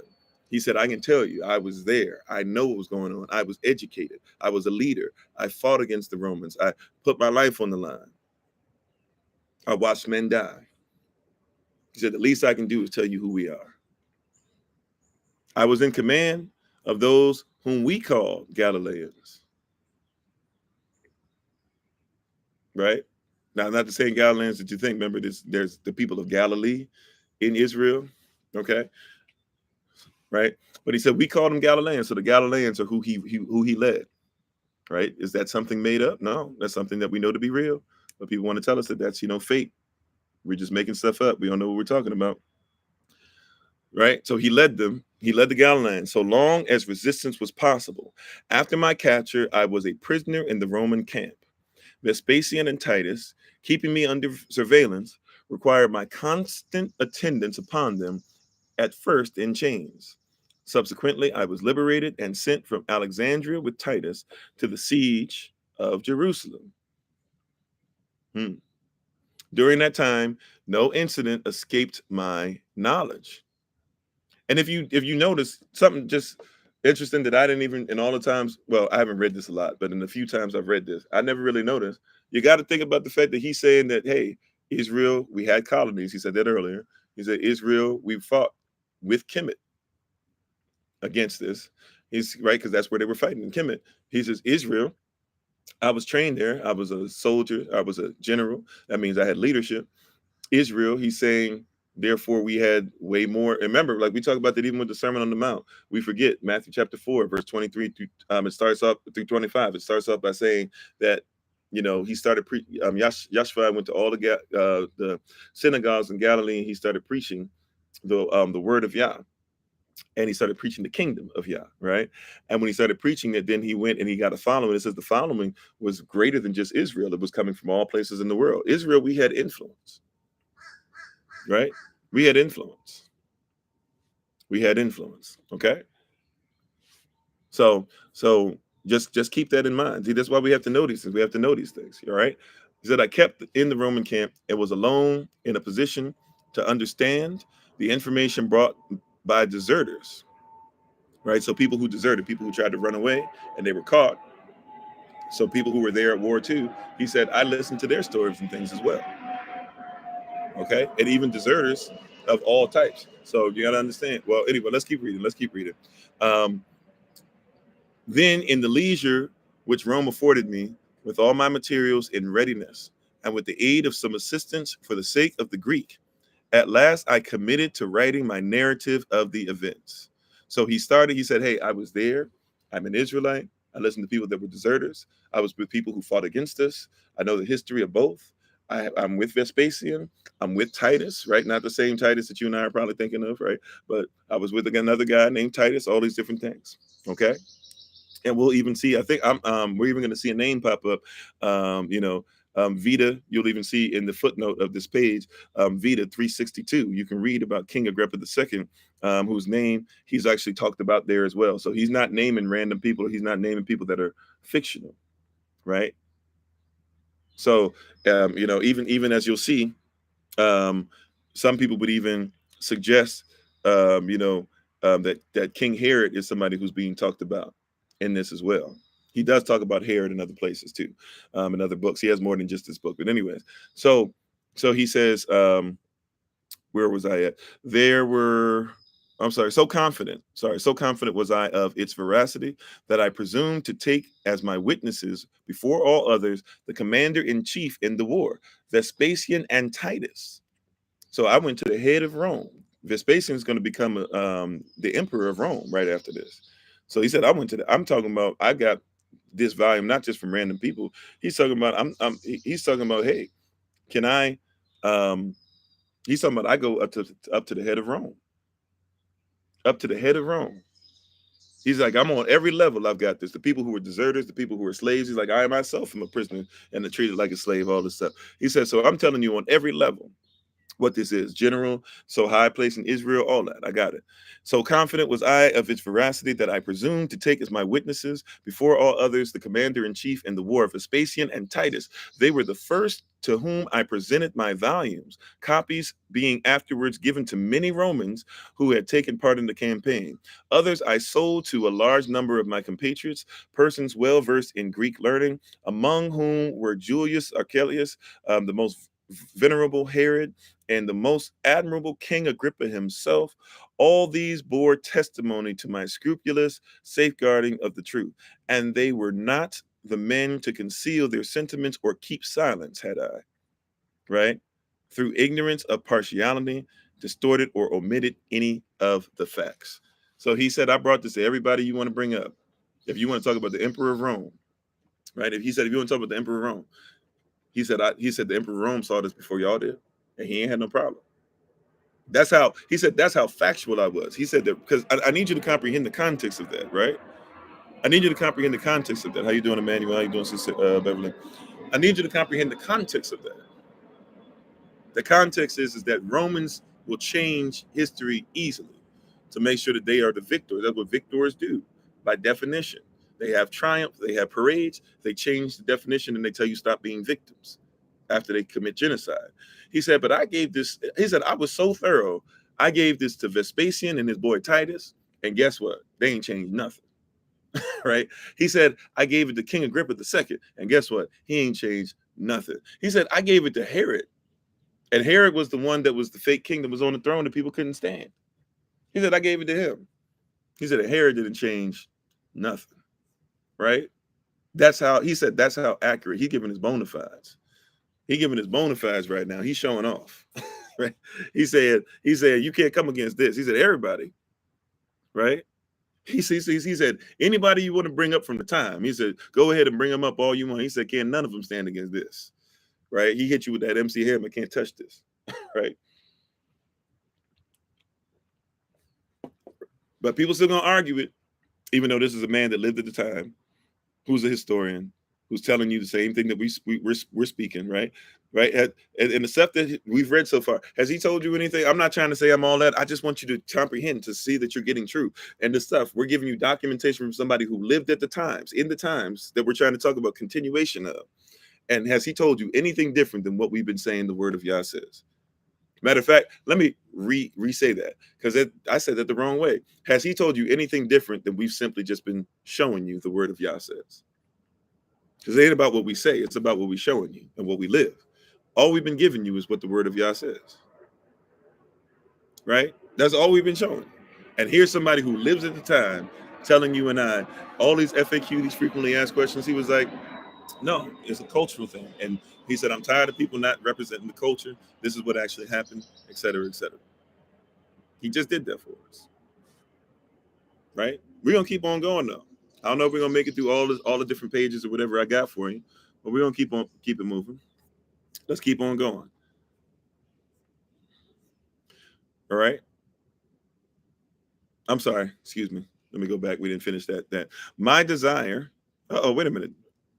I'm sorry. Here we go. Nevertheless, sorry. Are we in the right place? I don't think we are. Oh, I might not. I think I skipped the page, y'all. I'm sorry. I might have to read a page I don't have. Yep. I'm gonna have to read a page that you guys aren't gonna see if you're on TikTok. Sorry about that. So I'm gonna read. Let me see. Maybe I skipped it on purpose. Well, I'm going to read it real quick. I want you to, I'm going to just read it. I'm not going to go ahead since you can't see it. I'm going to just read it real quick. So this is 53 through 58. Nevertheless, certain despicable persons have essayed to malign my history. So I told you everything the way it is, but certain people are trying to malign my history, malign what our people say. Okay. Taking it for a prize composition, such as it to set to boys at school. So they're trying to educate children in school that this is what actually the Israelites are, including our own children. It's like, I can't abide by that. Right? So what an extraordinary accusation of calumny. Surely they ought to recognize that this is the duty of one who promises to present his readers with actual facts, first to obtain an exact knowledge of them himself, either through having been in close touch with the events or by inquiry from those who knew them. That duty I consider myself to have amply fulfilled in both my works and my antiquities. As I said, I have given a translation of our sacred books. What? Did you hear that? You see how important it is that you got to know your people? He said, in my antiquities. So look up antiquities when you get a chance. Flavors Josephus. We're giving you the game. He's giving you game. He's saying, this is where you need to go. He's giving you the clues, Israel. He's giving you the clues. Right? Yeah, we have no problem with it saying, blessed be Kemet, my people. Yeah, because people of Israel and Kemet, they were mixed together. They were mixed together even before the slavery of Yashua. They were mixed together when they left Israel. So we have no problem with that, right? We've talked about that plenty of times on other things. So we're not here, right? We're not debating about that. Amen, right? So that duty I consider myself to have amply fulfilled in both my works. In my antiquities, I said I have given a translation of our sacred books. Being a priest and of priestly ancestry, I am well versed in the philosophy of those writings. My qualification as a historian or as historian of the war was that I had been an actor in many. So he had been involved in many wars and an eyewitness of most of the events. In short, nothing whatever was said or done of which I was ignorant. Surely then one cannot but regard as audacious the attempt of these critics to challenge my veracity. In other words, how you gonna tell me about this stuff and critique what I'm doing and you wasn't even there? He said, I was there. I was a general. I fought. If I wasn't in the wars, he's like, I was at all these wars and all these battles. But if I wasn't there, I know people that were there. I interviewed people that were there. I made sure that I talked to many different people to make sure that what I give you is contextually factual. He said, and so how dare you even think? He said it's audacious for you to attempt to critique my veracity, my truth. Not even my truth, what I saw with my own eyes, what I know to have happened. Even if, as they assert, they have read the commentaries of the imperial commanders that at any rate had no firsthand. So he's saying all these, even these commanders that you guys talk about and listen to, and you're listening to the story of, Augustus Caesar and all these things. He's like, Augustus Caesar ain't even go fight people. I'm just giving you context. Augustus Caesar was around before he was around as far as having power, but I'm just trying to give you an example. You'll listen to things and read things by Augustus Caesar and stuff. Augustus Caesar, he didn't fight. He would send other people to fight for him. He wasn't at the battles. How you gonna listen to him tell you about the battles and he would send other people to the battles? He wasn't like his adopted father, Julius Caesar, who actually went out there and fought. Julius Caesar, even though Julius Caesar would still lie about his battles, he at least could, at least admittedly, he was there. Like, you can't listen to Augustus Caesar and he wasn't even there. How are you going to tell you about the truth and he wasn't even there? And sometimes we didn't even do what Flavius Josephus did, which was, hey, let me talk to people that are there before I comment on it. See how we have a problem?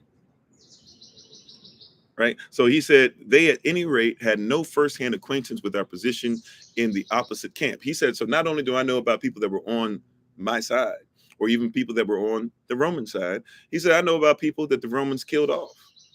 And I talked to people who were prisoners of war. And so I know about both sides. He said, my desire is to expose the levity. To expose what? To expose the levity of those who profess to write history has compelled me to digress. Right now we're about to get on to the next page. Sorry about that. That page was missing. Right. So my desire to expose the levity of those who profess to write history has compelled me to digress, having now, I think, sufficiently shown them that the tradition of keeping chronicles of antiquity is found rather than the non-Hellenic races with the Greeks. I propose, in the first place, to reply briefly to those critics who endeavor to prove the late origin of our Constitution from the alleged silence of the Greek historians concerning us. I shall then proceed to cite testimonies to our antiquity from external literature, and finally to show the utter absurdity of the calumnies of the traducers of our people. Remember that word race didn't exist yet. In other words, he says, people keep saying back then, this is back when this stuff is happening. He's saying, people are saying that what I know from my own eyes, my own account, and from the account of other people that are there, people are saying, we don't know what I'm talking about. It doesn't exist. You don't have proof. So he says, I'm going to basically show you the proof. He said, and then I'm not just going to show you the proof. I'm going to show you the proof from where you say it needs to come from. I'm going to show you how Greek historians talked about my people. He said earlier, he said, I know how to translate the word of Yah. He said, but I'm going to do you one better. I'm going to show you what Greek historians had to say. And then he said, I'm going to also then show you what other people of antiquity, so back in ancient times for him, he said, I'm going to show you what they had to say about us. I'm going to show you what they said in literature, in external literature. It's not in our literature. I'm going to show you what y'all said about us, which you said doesn't exist. And he said, I'm going to show you the absurdity of those who are trying to what? Now I'm gonna look up this word for you, because I'm being honest, I'm pretty sure I know what this word means, but sometimes when you look up a definition, you find something a lot, right? So the word calumny, right? It keeps talking about the calumnies. It means to make a false or defamatory statement in order to damage someone's reputation. So it's slander. So when he keeps talking about these calumnies, he's been talking about slander. But the next word I want to make sure that we comprehend is this word traducer. Sometimes a word is mentioned, and if you don't know the definition, right? So these traducers, what does that mean? He says, so calumny is talking about slander, right? But traducers are what? They are people who speak badly or tell lies about someone to damage their reputation.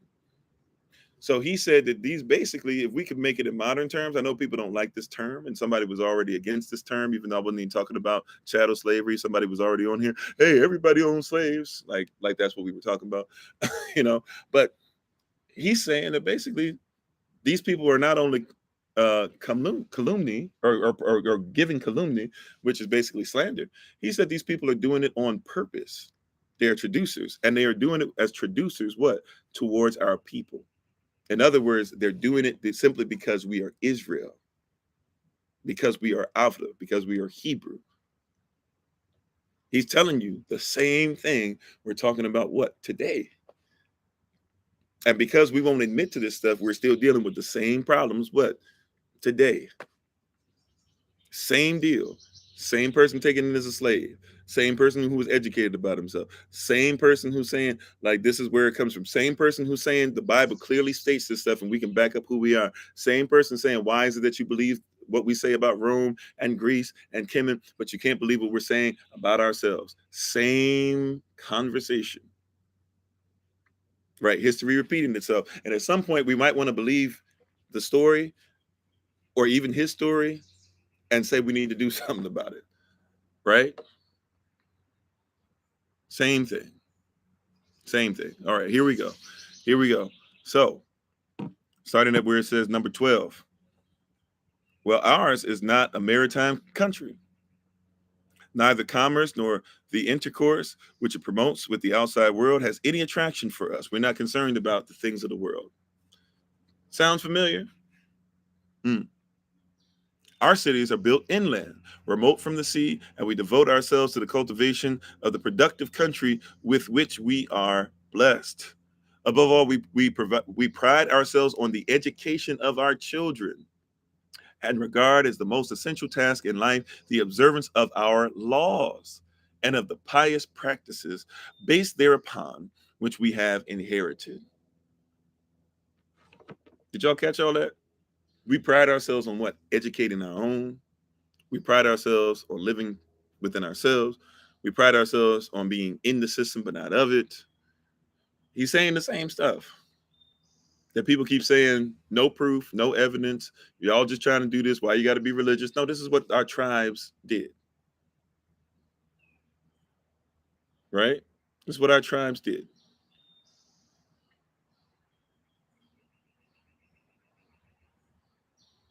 He says, what seems like we should what? Put out as our manifesto, so to speak. I mean, hey, right? But we're dealing with the same stuff, right? Same stuff over and over again, right? And he's saying, hey, no, uh-oh, this thing might be trying to overheat on me. I'm not sure. It's starting to slow up on my end. Okay, so here we go. Let's keep on going, right? If to these reasons one adds the peculiarity of our mode of life, that means that we're a peculiar people. See that? I mean, this is it.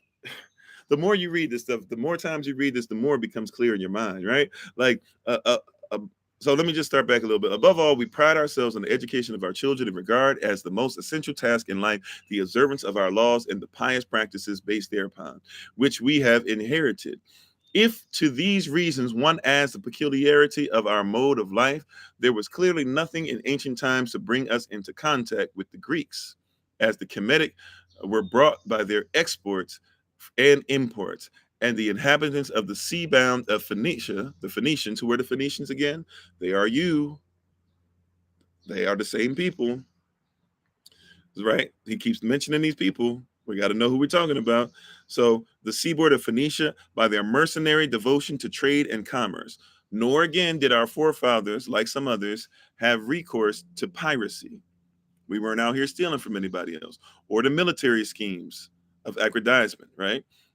Although their country contained myriads of courageous men, right? So even though we had men of courage, we weren't doing those things, right?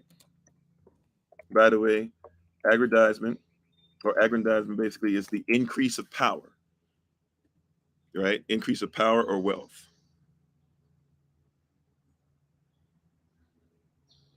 right? The increase of power or wealth,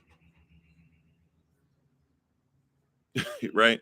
So we weren't out here doing those for those reasons. He says the Greeks were. He said we weren't about that. And who's going to take over from the Greeks? The Romans, dude. But that's not what we were about. It was to contain myriads of courageous men. It was to their coming on their ships to traffic with the Greeks. Okay, so we're getting to some other stuff. Let's go to the next thing that we have up for you all. All right.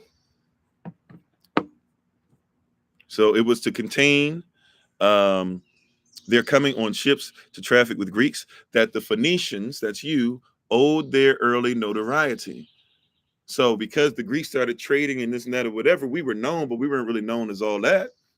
We were okay with being ourselves. We were doing things here, we were doing there. People knew about Solomon Little and stuff like that, but we weren't worried about trying to be in there. But then when this trade starts happening, then all of a sudden we got a little bit of notoriety where our names started to spread because people who spoke Greek and Latin and things like that all of a sudden started talking about us. And through their agency, the Kemetic became known, and all whose merchandise the Phoenicians conveyed upon the oceans to the Greeks. In other words, Kemetic people, Kemet was known or whatever, but Kemet wasn't really that as well known in certain parts of the world. Once you go past where Greece was or whatever, a lot of people didn't know. So now, word of Kemet, even though Kemet traveled the world and Kemet has gone over even what we call the New World, we're not talking about that. We're talking about that basically trade sped up the process of certain things. So a lot of people heard things about Kemet, but had never really seen or done things. But now you see, a Kemetic spear. You see an Israelite, Terah or something like that. Or you'll see, you have people now that are going through not just the Silk Road, because the Silk Road, remember, Silk Road, all that stuff, we're dealing more so with, Africa, or even places they don't want to admit were called Africa or Ethiopia at the time. Right. So he's saying that. So he's telling you the same thing that they would tell you now. Trade allows us to be able to be seen a little more. At a later date, the Medes and the Persians, once again, that's the people who are under Xerxes on that silver part of the statue of Daniel, right? Or the bear that has a hunchback with the ribs in its mouth. Daniel in Daniel chapter 7 in Ezekiel. He says, at a later date, the Medes and the Persians were brought before the world by their dominion in Asia, the latter more particularly by their invasion of the other continent. The Thracians were known as near neighbors. The Scythians were known, the navigators of the Euxine. I'm not sure if I pronounced that correctly. As a general rule, all the nations with a seaboard, whether on the eastern, on the west, or eastern or the western sea, were better known by authors desirous of writing history, while those who lived further inland remained for the most part unknown. So he says a lot of people didn't even know how to deal with us as a people. They didn't really know how we rolled. They heard things about us, but they didn't really know.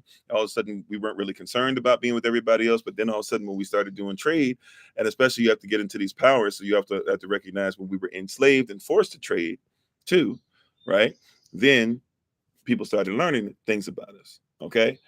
That is, rule holds also for Europe appears. Once again, Europe was not what you think it is. Europe was anything belonging to Rome. So Europa was anything belonging to Rome. So anything belonging to Rome appears. For instance, from the fact that the city of Rome, which had long before their time attained such power and been so successful in war, is mentioned neither by Herodotus nor by Thucydides, Thucydides, Thucydides, nor by any one of their contemporaries. It was only at quite a late date that a knowledge of the Romans with difficulty penetrated to the Greeks. So the Greeks didn't know about Rome at one point either, even though the Romans would find out about Greece and take on a whole bunch of stuff from them. We have this whole mindset that just like they were like father-son relationship. No, like a lot of people, they heard about each other kind of sort of, but didn't care or didn't know about each other. It also says on the Gauls and Iberians, such was the ignorance of persons reputed to be the most exact of historians, such as Ephorus, that this writer imagined that the Iberians, who occupy so large a portion of the Western world, were a single city, while others venture to ascribe to them the customs destitute of all foundation in fact or tradition, while their ignorance of the facts is explained by their never having had the remotest relations with those peoples, their false statements are due to an ambition to appear better informed than the rest of the world. In other words, all the stuff out there, he's selling us. All these people that they consider to be historians in their culture, they don't know what they're talking about. He was like, they thought that Iberia, who had all this land in Europa, they thought that Iberians were just one city.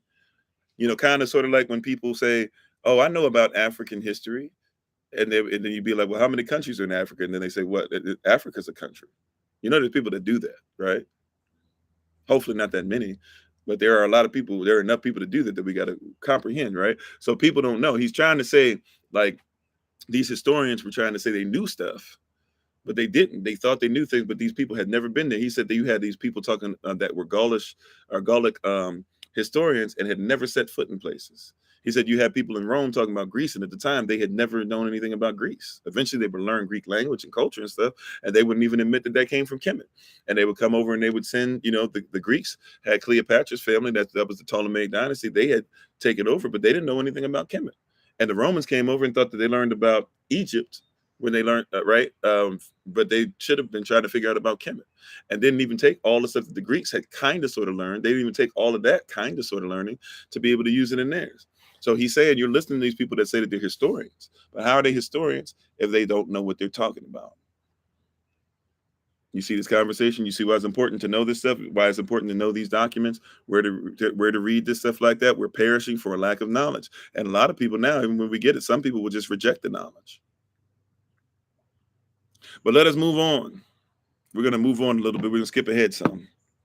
Let us move on. It says, this view appears to me the more probable and reconcilable with ancient history. The kings of the so-called shepherds. The kings of who? All right, here we go. The kings of the so-called shepherds, enumerated above, right? You read it. I'm not reading every single page, right?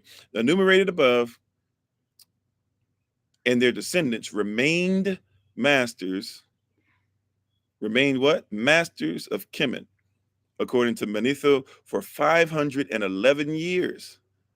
The kings of Theobad and the rest of Kemet rose in revolt against the shepherds, and a great war broke out, which was of long duration, under a king named, and forgive me, I do not know how to pronounce this correctly. I'm going to try my best to pronounce it slow.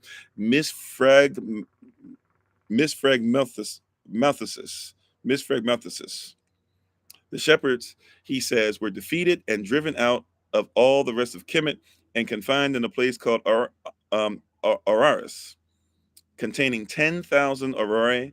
The shepherds, according to Manetho, enclosed the whole of this area with a great strong wall in order to secure their possession and spoils.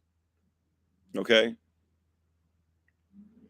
So when we're talking about this, it says a circumference of 10,000 aurori. The aurora was a Kemetic measure of land, about half an acre.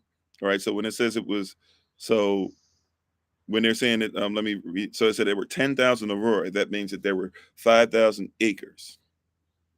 Okay, 5,000 acres, which Josephus, by his paraphrase, appears to have mistaken for a measure of length. Right. So they'll say he made a mistake, basically, when he says that they were there. He's saying that the aurora measure of land, that he might have made a mistake or whatever. He didn't really comprehend what was going on in Kemet. I'll leave that there. But I want you to comprehend. I'm trying to give you some indicators, some things to point towards, some things to read, right? So I want you to try and read up on these things, read up on some of this stuff. Oh, hold on, wait a minute. Time out. Oh, okay.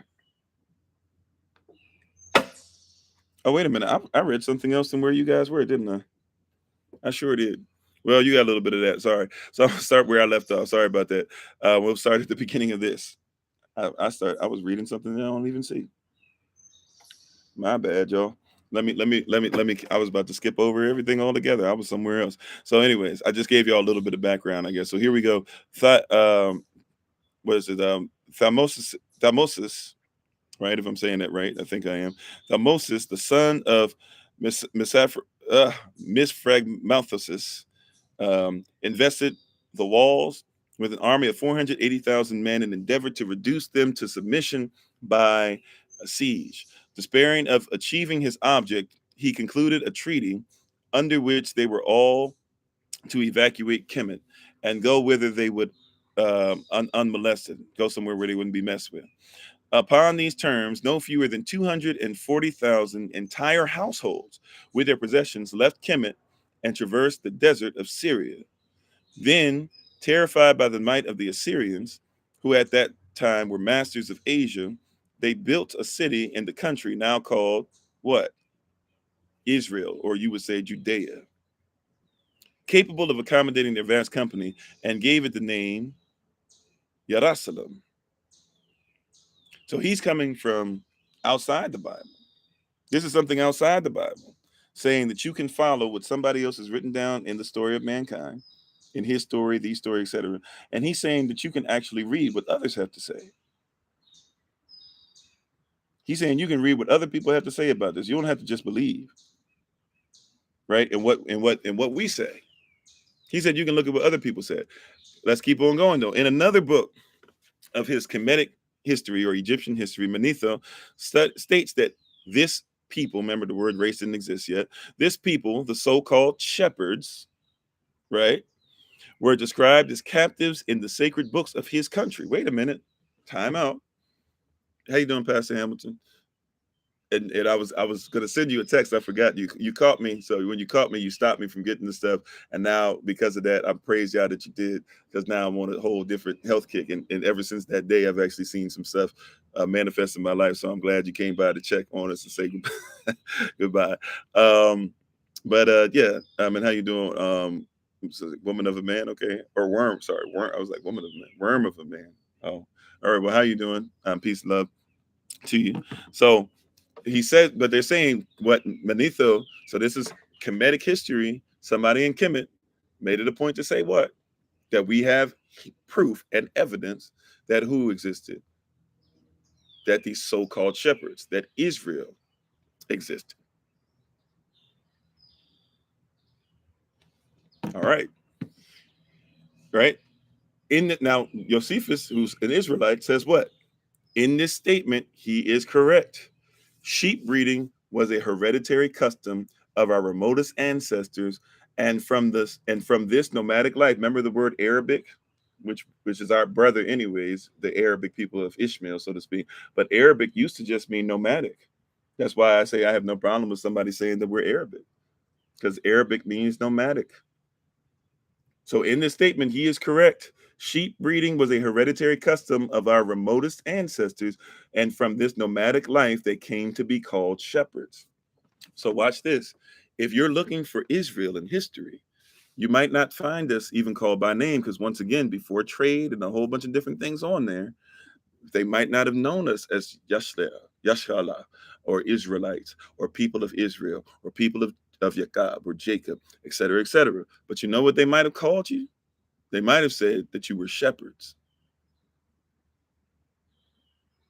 right? So if they said they were a group of shepherds moving, you might want to think to yourself, are they talking about Israelites? These are clues. These are cultural indicators. This is somebody who lived in a time who is an Israelite saying, yes, you will find this. In this time, there are people who bring us up, right? And so let me read that again. This is Kemetic history, a historian of Kemetic history. In another book of his Kemetic history or Egyptian history, Manetho states that this race, right, or this people, the so-called shepherds, were described as captives. They were described as what? Because people try to tell you Israelites were never captive. There's no proof that Israelites were captives. Oh, you said the sound on YouTube isn't working. I'm sorry. I hope it is. Is the sound working for anybody else on YouTube? Let us know, right? But they'll tell you, oh, we can't find any evidence of any Israelites that were ever captives or slaves in any way, shape, or form in Israel or in Kemet. Time out. Somebody who gave us Kemetic history states that his people. So this person who's giving you Kemetic history is who? Is an Israelite. Manetho, who's known as Manetho. That's probably not his real name, at least his Israelite name, but he was known as Manetho. And he says that his people were so-called shepherds. They were described as captives in the sacred books of his country, where he comes from. And he says in this statement, he's correct that sheep breeding was a hereditary custom of our remotest ancestors, and from this nomadic life, they came to be called shepherds. Okay, but their other name of captives in the Kemetic records was given not without reason, since our ancestor Yasaf or Joseph, right, went or told the king of Kemet that he was a captive, and afterward, with the king's permission, had his brethren brought into Kemet. With the king's permission, what? Had his brethren brought into Kemet. However, I propose to investigate these matters more fully elsewhere. He says, in other words, there's other places that I have written down where we'll go even deeper into that. So he says, I'm not even giving you all the information. He said, I got more. He said, but I'm not going to focus on that. Can you see your people now? Can you see your people now? Can you see Israel now? Can you see how people keep hiding stuff from us? But this very person who they say we should listen to in the accounts of Rome, Kemet, and Greece, and other nations too that he's mentioned, we should listen to them about everybody else. But when it comes to your people, why all of a sudden we're not supposed to listen to him? Could it possibly be because it shuts up a lot of this foolishness? I'm just saying. IJS, right? Let's keep on going. Where it says number 15. For the moment, I am citing the Kemetic people or the Egyptians as witnesses to our antiquity. He said, what I'm citing, I'm using the Kemetic people as witnesses. They are our witnesses. We ain't looking to you. They are our witnesses. I will therefore resume my extracts from Manetho bearing on the chronology. The following are his words. So who is this Manetho? So you got to study Manetho now. You got to figure out who he is. We're giving you, really, Josephus is telling you the game. He's giving you the game. He's saying, here's where you need to look, Israel. You don't know where you are. Look here. Look here. He's telling you. So he says here beneath those words, it says, after the departure of the pastoral people, pastoral, that's why by the way, we even use the word pastor or pastoral. Why is that? Because we were known as shepherds. So when so green pastures, pastoral, pastor, etc. That's why we use those terms, because we're a nomadic people. We were known as people who were shepherds. Okay. You see that? All this, I just want to make sure we're on the same page. So let's look at beneath those words. After the departure of the pastoral people from Kemet to Jerusalem, Thutmose, the king who expelled them from Kemet, reigned 25 years and 4 months. Who is this person that expelled us from Kemet?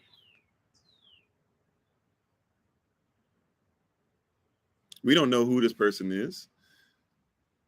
They said, there's no proof, there's no evidence, we don't have a name. Why don't they tell us the name? There's nobody who can tell you. There's no Israelite out there who can tell you a name. He said, oh, okay. Well, he said the king who expelled them from Kemet, he reigned 25 years and 4 months.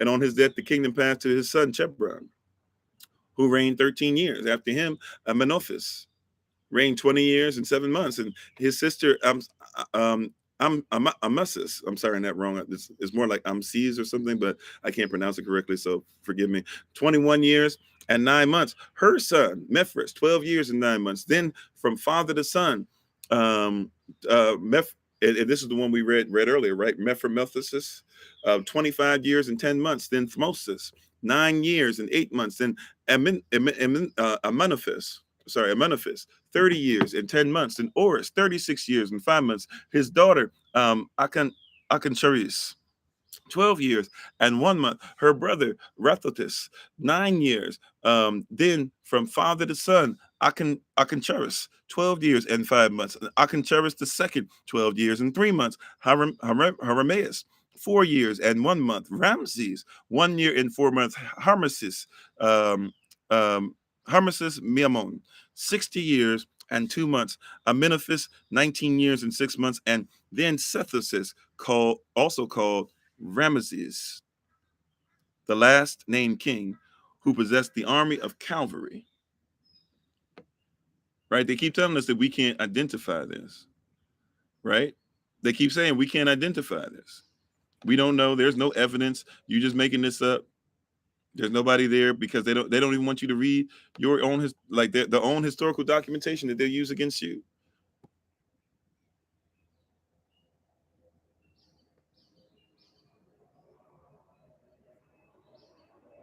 Let's go on. It says, for Manetho states that Sethos was called uh, Egyptus, and his brother Hieronymus Danaeus. Egyptos, huh?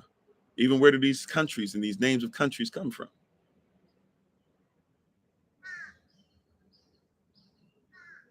Where do these countries come from?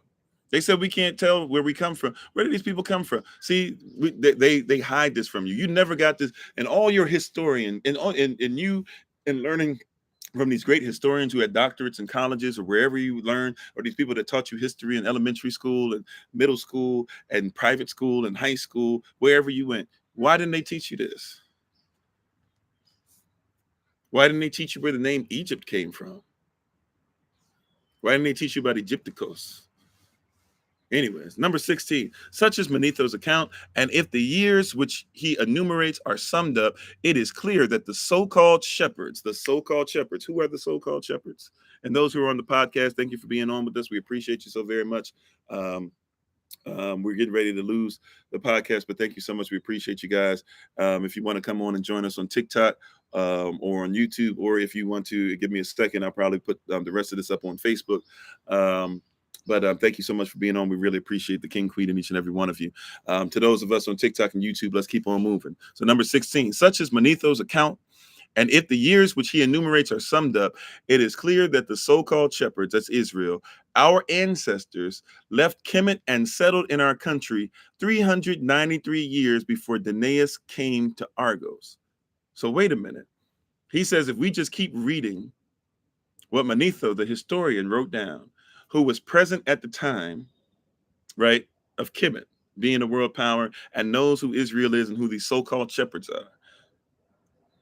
If he said, if we just simply do the math and we look up who Danaeus is, now you got to do some research. Look at who up when you get a chance. Look up who Danaeus is, who came to Argos, right? If you look that up, then look up that time frame. When you see what year that is, then do the math and go back 393 years. That's where you want to see historically. When is it that we did what? When is it that we settled? These shepherds settled in this place that they would call what we now try to say is Judea, right? And then they would later on call it what? Jerusalem. He says you can pinpoint the year. You said you just learned about Egypt being Kemet at 36 and be 37 next month. School is a farce. Yeah, real talk, right? So we have a historian. Boom. He just gave you the game. He just showed you. Right? You can pinpoint the year. He said, yet the Argives regard him as one of the most ancient of men. Manetho has thus furnished us with evidence, what? From Kemetic literature on two of the most important points. First, that we came into Kemet from elsewhere. Ooh, that's a mouthful right there. Right? Let me keep on going. We'll come back to this. So the two most important points. First, that we came into Kemet from elsewhere. And secondly, that we left it at a date so remote in the past that it preceded the Trojan War by nearly 1,000 years.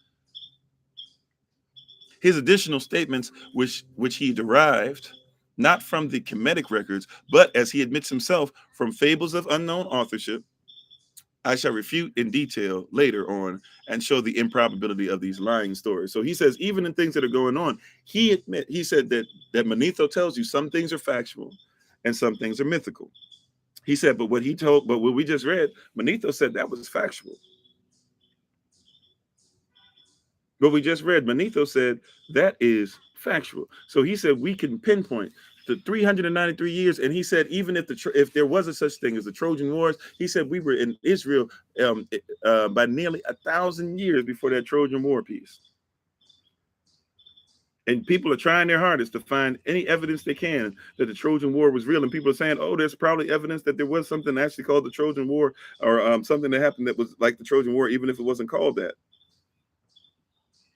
But when it comes to what? When it comes to your people, when it comes to who you're supposed to be,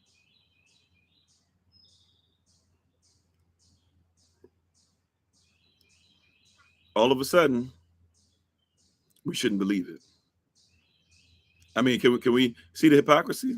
That's why he had to do this thing and call it against Apion. I had to come against this foolishness. where people are trying to tell us that we're not even who we're supposed to be. We're not even the chosen people of Yah. What is going on with y'all? What has happened? Where we have allowed other people to tell us that we're not even who we claim to be. He's like, I was there. I literally was at the wars. You can't tell me what happened at the wars. I was at the wars.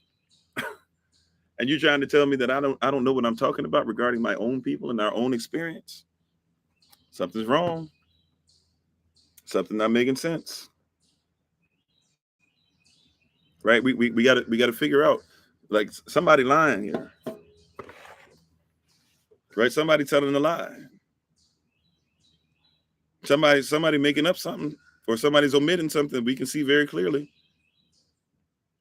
This is why, Yashdale, this is why you got to know what you know. This is why you got to be obedient. This is why you got to go to this level of things. Right? Going back to this. His additional statements, which he derived from, going back to this. Once again, he said, this is something that's important.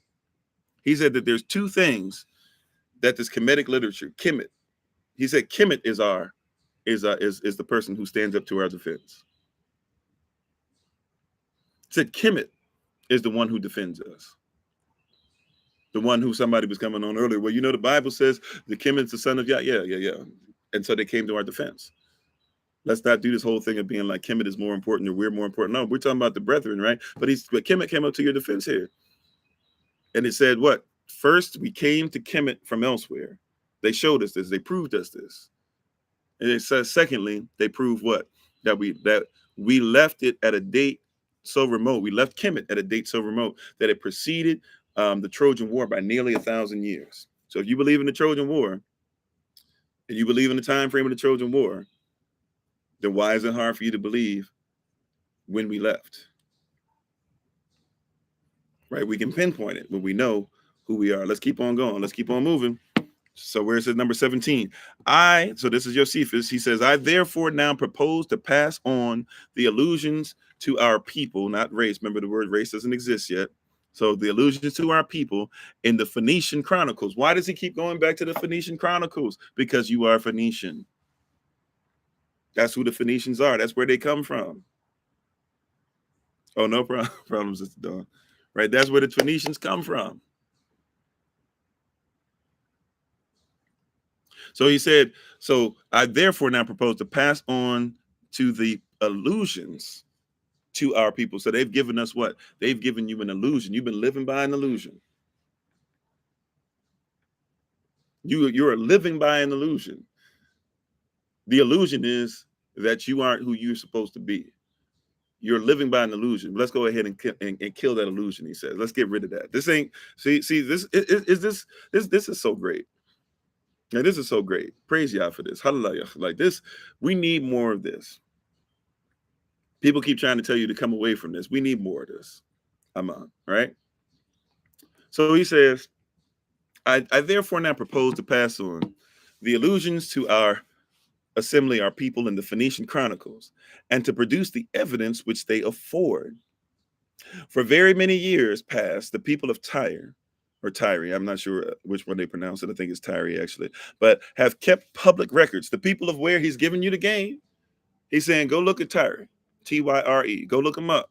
He said they've kept public records, compiled and very carefully preserved by the state, that's the country, of the memorable events in their internal history and in their relations with foreign nations. It is there recorded, right, at the temple. Hold on. Thank you for the love. Appreciate it. He said it's there recorded. Uh-oh. Oh, okay, cool. Let's go on.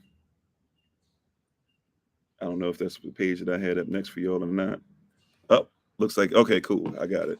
Thought I'd skip the page again. All right, cool. So he said it is there recorded that at the temple at Jerusalem. So watch this. I'm so excited about this, right? I went over this again this rise, and I was really excited about this, right? And thank you for the love, appreciate it, the likes, the shares, all those great things. Thank you across all the platforms. Let's make sure we dig deep into this and we recognize what's going on. You ready for this? Right? And thanks for being part of the community. Emily, is it? or Limley, or Lim Lily, I'm not sure. Thank you for being on. I apologize. Right? He said, let's talk about what happened with the temple. So he's about to give you stuff regarding the story of mankind, things outside of the Bible that are going to tell you about the temple. People say that we don't know what we're talking about. That's why we got to go through this FAQ series and get things in order. Here we go. Here we go. You ready? It is there recorded that the temple at Jerusalem was built by King Solomon. This is where he said, you got to look at what the people of Tyre say, Tyre. He said the kingdom, or the temple of Jerusalem, was built by King Solomon 143 years and 8 months before the foundation of Carthage by the Tyrians. Now remember, the Carthaginians are going to the Carthaginians are what? The Carthaginians are people that are mixed with the people of what? Of Yasharel, of Phoenicians, Punic Wars. We know who these people are. So he's saying that before we as a people established the foundation of what would become Carthage, he said we had already built the temple at Jerusalem, that was built by King Solomon. He says it was built, 143 years and 8 months before the foundation of Carthage by Tyrians.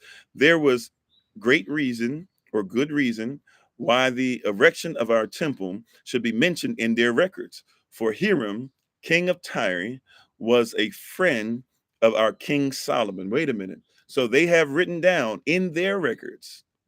This isn't our records. This isn't somebody trying to be Afrocentric or trying to be like, I'm going to rewrite the Israelites or saying just the Holy Spirit gave to me. No. It's somebody that lived in this time frame, ancient time frame, who's looking at people that were in ancient time frames before him and saying that there's documentation that he was able to read. And this is common knowledge. He's saying everybody should be able to read it for themselves, right? He says that King Solomon was friends with the king of Tyre, a friendship which he had inherited from his father, meaning that David and King Tyre's father would have known each other as well. And it's written and documented. They keep telling us we can't find this stuff, but I submit to thee today, right? You see in this documentation, I'm just giving you documentation, right? I'm on. Right? Take it however you want. Some people have already tried to deny it and didn't even want to make it through the first page. But if you hung in there, you got a lot of stuff today, didn't you? I'm trying to show you something powerful, right? So watch this. So it says that they were friends, sharing Solomon's zeal for the splendor of the edifice. In other words, he saw Solomon's zeal and saw how Solomon was building this immaculate temple, right? And so he shared his what? His splendor, or his zeal. He was so excited because Solomon was so excited. He saw what Solomon was putting into it, and he saw the greatness of it so much. So sharing Solomon's zeal for the splendor of the edifice, Hiram gave him 120 talents of gold. Now remember, 1 talent of gold, it goes to it's 200 pounds of gold. 200 pounds of gold. So we're talking what? 20,000, somewhere around 24,000. I just did quick math in my head. I feel like I might even be a little low on that. But we're talking somewhere around 24,000 pounds of gold. He sent him 24,000 pounds of gold. This documented, written down, that Hiram saw what Solomon was doing. Now they told us, right? Didn't they tell us that? They've told us our whole lives that you can't find anywhere in any kind of documentation anywhere else that the word that Solomon existed. Nobody knows that Solomon existed, but King Tyre, right, of the Carthaginians who say that they're part Punic because they're part Phoenicians who say they're Kanav and therefore part Yasharel or Israelite, or they're from the so-called shepherds. So they're in essence ruling as cousins in a sense. He says that I was so the cousin Tyre says, man, when I see Solomon's zeal about the temple, I had to give him 24,000 pounds of gold, documented in his culture. Documented, written down. Okay. Right, documented, written down, right there before you. But they say there's no proof. Right? So it says Hiram gave him 24,000 pounds of gold, 120 talents of gold, and also cut down the finest timber from the mountain called Libanus and sent it to him for the roof. Remember, David had talked about using a specific type of wood and everything, which means that David's using a specific type of wood before he passed and left it to Solomon. And now here comes somebody else that says, I'm going to give you not just timber, but the finest timber from the mountain called Libanus and sent it to him for the roof. In return, Solomon, among many other gifts, made him a present of land in Galilee in the district called Chabulon, or really for us, we would say Hebulon, right? That's how you would have said it in ancient Israel, in ancient Avla or ancient Hebrew. But the main bond of friendship between them was their passion for learning. They used to send each other problems to solve. In these, Solomon showed the greater proficiency as, in general, he was the cleverer of the two. That would make sense if he's the wisest man to ever live, right? Many of the letters which they exchanged are preserved entirely to this day. It was documented. Didn't they tell you that it wasn't documented, though? How many times have you been told there's no proof of Solomon? There's no proof of David. There's no proof of these biblical characters, these false biblical characters. There was really no such thing as Israel. We can't find any evidence, but we keep seeing evidence after evidence after evidence, y'all.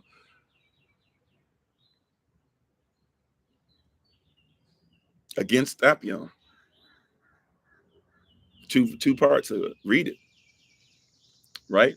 This is your culture. This is your heritage. Study to show thyself approved. Right? Let me double check something real quick because we're almost at the end of the excerpts that I have prepared for you. Yeah, I think this next one's gonna be the last one. Let me see. Okay. All right. Yeah. So here we go. To prove that these assertions about the Tyrian archives are not of my own invention. So back then, we're talking about after 70, right after somewhere around 70 AC. So I don't know exactly when, but somewhere right after 70 AC. This is when he would have been a slave. He would have got his information. He would have wrote it down. And he's talking about antiquity even before him. Okay. So this is not me trying to do this now. This is him doing the work for us. I'm just simply reading what he went through and did the work for. Okay. So to prove the assertion, or that these assertions about Tyrian archives are not my own invention, I will call upon Dias, who is regarded as an accurate historian of Phoenicia. An accurate historian of who? Phoenicia. Who are the Phoenicians? That's you. And he said, this person came before me. So he said, let's listen to Dias, who's an accurate historian, right, of Phoenicia, for his witness in his story, or really in his history, so to speak, but in his story of the Phoenicians, he writes as follows. On the death of Abibalus, his son Hiram came to the throne. So something else documented by somebody else completely now. Here we go again. Some more documentation that they tell you never existed. On the death of Abibalus, his son Hiram came to the throne. So Abibalus was the one that would have known of David, and David would have known of Abibalus, and therefore they came into friendship, Solomon and Hiram, right? It's even giving you the names, it's giving you the dates, it's giving you where it's documented, right? That's why you got to know this stuff and research it. This is answering these questions we have. People keep saying that we don't know what we're talking about. We're getting the answers, though. For people that don't exist and we just making stuff up, we're getting a lot of answers today, aren't we? Hallelujah, right? On the death of Abibalus, his son Hiram came to the throne. He leveled up the eastern part of the city with embankments, enlarged the town, united to it by a causeway, the temple of Olympian Zeus. So this person was actually into some other stuff that we're not into, but he's telling you, like, there was a temple of an Olympian Zeus there. So if you want to look for the Olympian Zeus temple that they're talking about, or the ruins thereof, which was isolated on an island, and adorned it with offerings of gold. He also went up to Libanus and had timber cut down for the construction of temples. It is said that Solomon, the sovereign of Jerusalem, who is he? The sovereign of Jerusalem. Who is he? He is the king. He is the sovereign of where? Jerusalem, of Jerusalem. It is said that Solomon, the sovereign of Jerusalem, sent riddles to Hiram and asked for others from him, on the understanding that the one who failed to solve them should pay a sum of money to him who succeeded. Hiram agreed, and being unable to guess the riddles, spent a large part of his wealth and on the fine. Afterwards, they were solved by a certain Abdon of Tyre, who propounded others. Solomon, failing to solve these, paid back Hiram more than he had received. Thus, has Dias attested my previous statements. Okay, and we could go on and on and on with this, because next he says, I will, however, cite yet a further witness, Merander of Ephesus. This author has recorded the events of each reign in Hellenic and non-Hellenic countries alike, and has taken the trouble to obtain his information in each case from national records, writing on the kings of Tyre.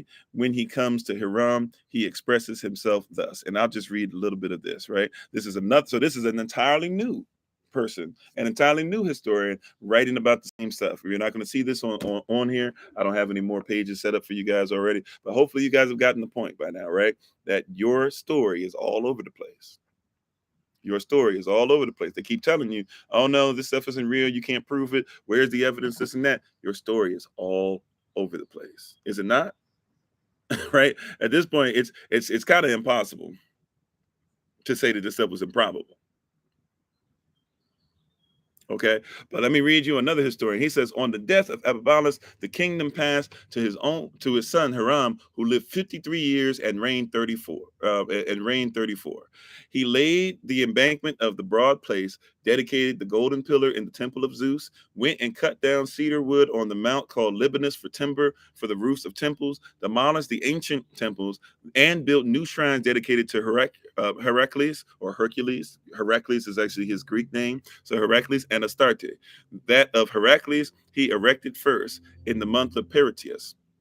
He undertook a campaign against the people of Utica, who refused to pay their tribute, and did not return home until he had reduced them to submission. Under his reign lived Abdon, a young lad who always succeeded in mastering the problems set by Solomon, king of Jerusalem, king of Jerusalem. The period intervening between the king and the foundation of Carthage is computed as follows. On the death of Hiram, the throne passed to son Balbazar, who lived 43 years and reigned 17. His successor, Abadastras, lived 39. Okay, so I'm getting into something else now, right?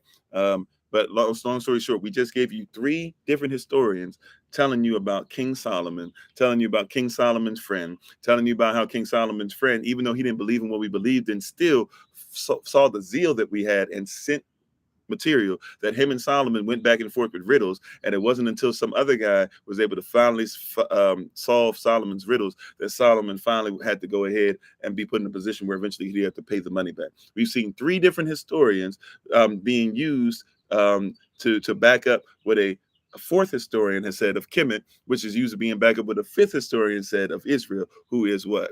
And really the Kemetic one is not really Kemetic. He's an Israelite who knows about what it is to be Kemetic. And then you have somebody who's Flavius Josephus, who has been the main person of this, for us to be able to see what's there. At this point, it gets to a place where what else do you do?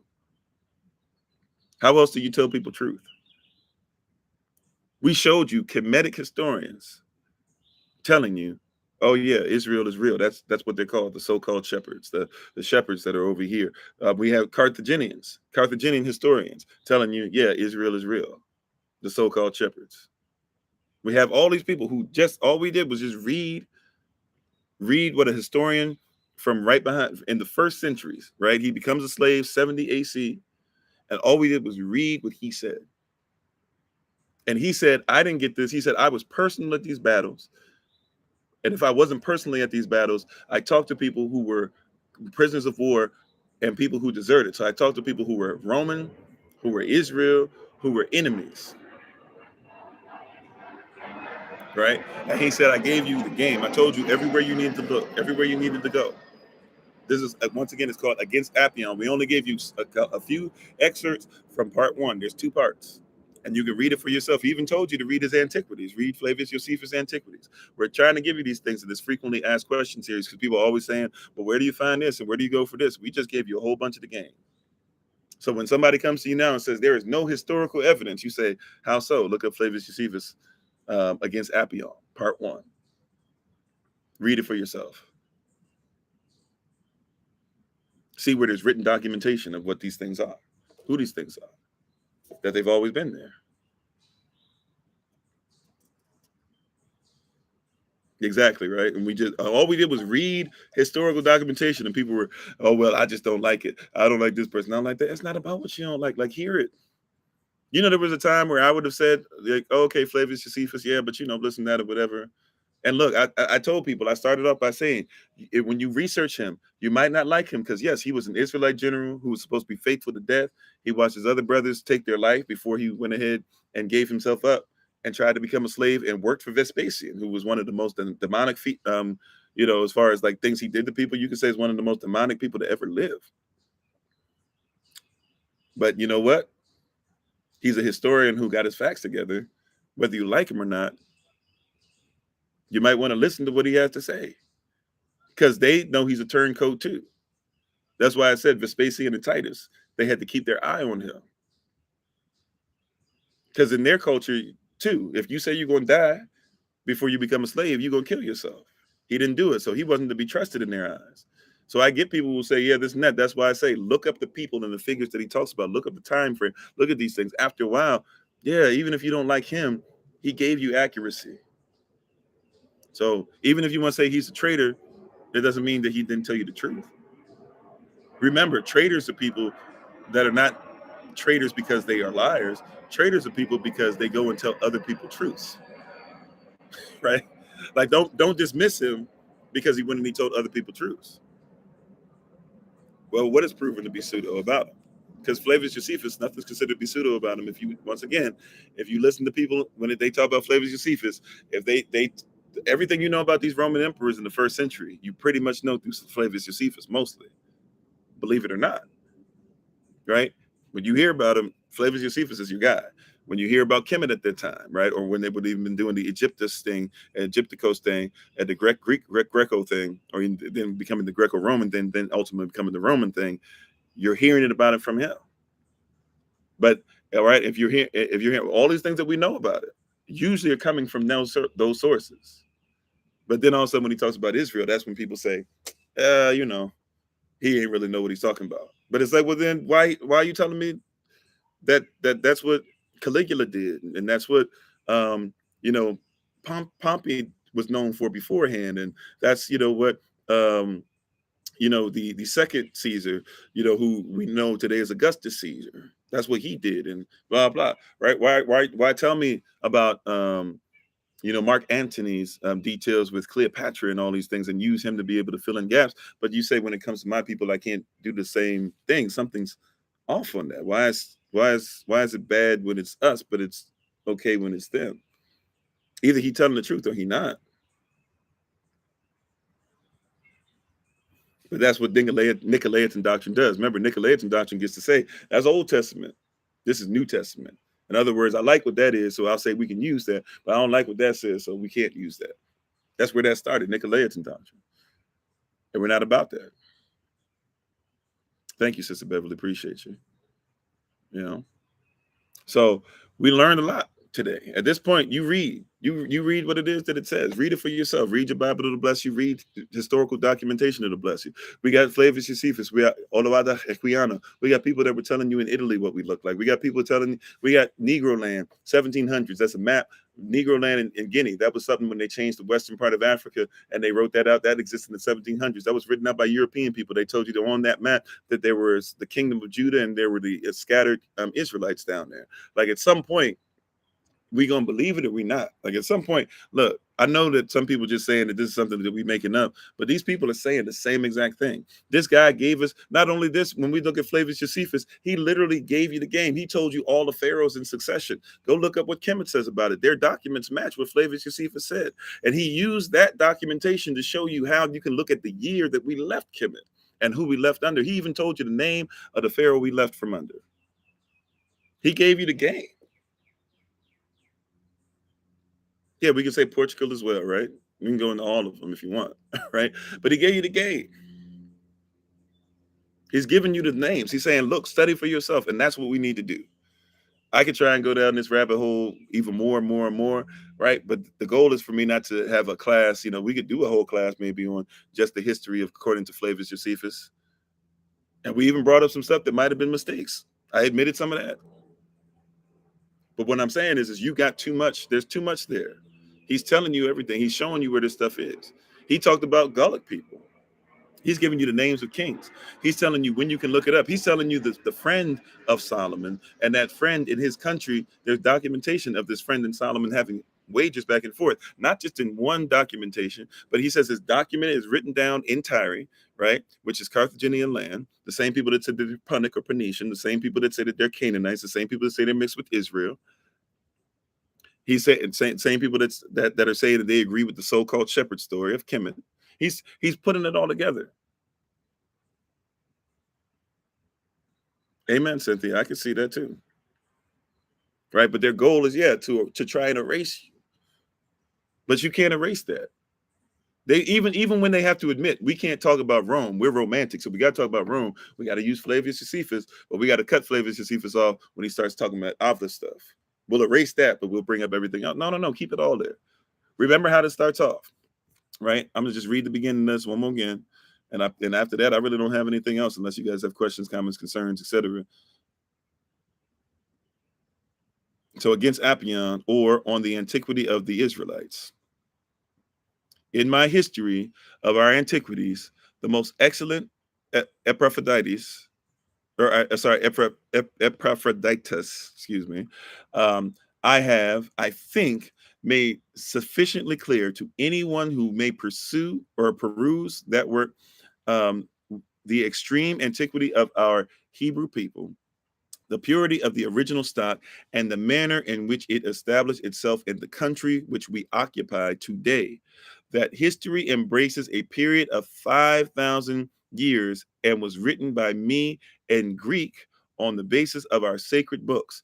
Since, however, I observe that a considerable number of persons influenced by the malicious calumnies, that means that slander, the malicious slanders of certain individuals, discredit the statements in my history concerning our antiquity. In other words, people are trying to act like what our people did don't even matter.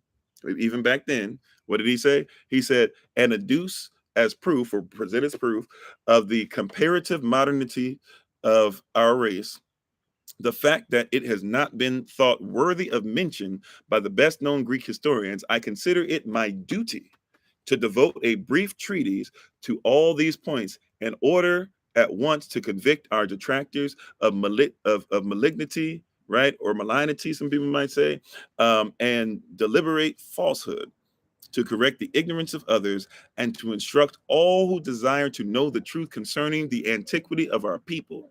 As witnesses to my statements, I propose to call the writers who, in the estimation of the Greeks, are the most trustworthy authorities on antiquity as a whole. The authors of Scurrilous, and mendacious statements about us will be shown to be confuted by themselves. I shall further endeavor to set out the various reasons which explanation why our nation is mentioned by a few only of the Greek historians. At the same time, I shall bring those authors who have not neglected our history to the notice of any who either are or feign to be ignorant of them. In other words, he wrote a book already just with our culture where he knocked out all this stuff, and he was able to be really great with it. He said, then in this one, what I'm doing is, because all these Greek historians, and therefore really Greco-Roman historians, are trying their best to say that, nah, none of that stuff exists. He said, I'm gonna use your historians, the ones that y'all put up. I'm gonna let you see who these people are. And I'm gonna tell you who they really were in the first place, but I'm gonna let you see who they are according to your culture.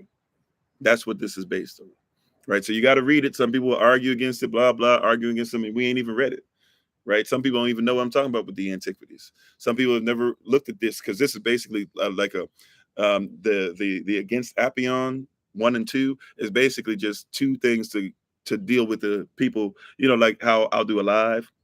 Somebody will come right behind that live and say, you don't know what you're talking about. And then I might come back and say something, or not a live, but I'll do a post. Somebody says, you don't know what you're talking about. And I might come back and talk to them again. Well, like, that's basically what he's doing. He put out the antiquities. People said, man, whatever. Y'all ain't got no story. Y'all ain't got no history. And he got upset and came back with 2 volumes and said, no, we do. We do have some.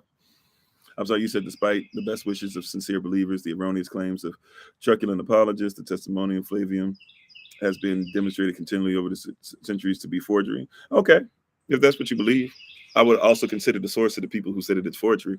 And once again, I would ask why those same people say it's forgery, but then use that to be able to credit what Roman historians say. And they'll say that everything lines up on the Roman side, but they say that nothing else there. So it is what it is, right? Either way, and it's a cultural thing. And once again, people will usually do that, right? Yeah, I've seen the book Jesus Forgery. Even when people do that, I would say on top of that, you need to, well, regardless, I'm not here to argue. Like at the end of the day, it says what it says. If you want to say it's a forgery and somebody just made up, Antiquities, Volume 1 of Against Apion, Volume 2 of Against Apion, and all the other books that he did, you have every right to believe that, right? So I would just go ahead and go there. But a lot of people who are saying forgeries and things of that nature, if it's forgery, fine. Go look up what he said about Tyree. Go look up what he said about Hedom. Go look up what Hedom had to say about Solomon. Go look up those things for yourself. If those things are forgery and his things are forgery, then those things were forged about 3,500 years ago. And his forgery could exist 2,000 years, because remember, even the Book of Enoch and Dead Sea Scrolls and things that they also found the teachings of Flavius Josephus to be just as old. So if it was a forgery, it was an immaculate forgery done over thousands of years. And hey, some people want to believe that they do. You believe what you believe, right? It's just we're giving you what we believe. You don't have to agree with it. At the end of the day, it doesn't stop us and prevent us from the main thing being the main thing. For those who would like to be able to read it for yourself, read it for yourself, though. I find it very interesting that a lot of people read the books about Flavius Josephus, but probably haven't read all the books by Flavius Josephus, if you get what I'm saying. It's kind of like a lot of people will read books on the Bible and will start telling you about slavery, but it's like, have you ever actually realized that the word slave didn't even exist yet? It's Slav, and that laws were written to make sure that nobody became slaves. But we have a lot of different things that are out there, right? And either way, everybody has the right to believe whatever they want to believe. It's not my goal here, by the way, to get you to believe. Remember, I've said that before. It's not my responsibility to try and save the world, heal the children, make sure everybody agrees, everybody comes together. That's not my responsibility. My responsibility is for those that have an ear to hear and those that were willing to do the research and stuff. And some of you have, I'm not saying that, but I'm just saying all these things combined. Those that have an ear to hear, willing to do the research, want to actually put the work in, are actually trying to help us with stuff as far as the land, things of that nature, and are doing things to become sovereign, to come out of a state to where we have to do everything through a certain prism or lens anyways. Like he literally says that. He says in the beginning of this, hey man, I'm tired of kind of having to do the Greco-Roman thing, but I guess let me just give you the Greco-Roman thing, because that's kind of all you guys believe, is if it's through the Greco-Roman lens. And it's kind of the same thing. Like, I got to make sure I go to this book and this person's book and this person's language and this person's language and this person this, to try and get people to believe stuff. At a certain point, it's like, look, I can give it to you, but some of this stuff is just like, this is what we believe. This is what we do as a people. This is what we do as a culture. Right. And it's not to throw shade at anybody. It's like probably what you guys might feel about me. Some people will be like, oh, well, you're just in there. You just believe in the Bible no matter what. You're just a Christian, blah, blah.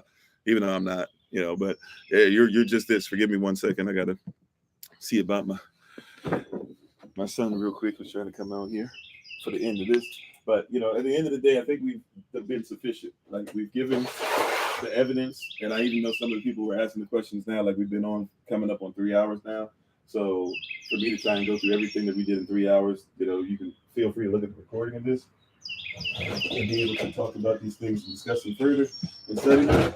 Maybe some of you have already read all of the stuff that we read out today, and you already know every single person, and you know about what he says about King Agrippa II and Herod and the Herodian dynasty and story and things like that that's going on, and possibly about those things already, but it like all of us are looking for facts, right? And context too, contextual facts. So it's not something that might not resonate with everybody. That's not my goal, and I'm not trying to once again throw shade. It's not the goal.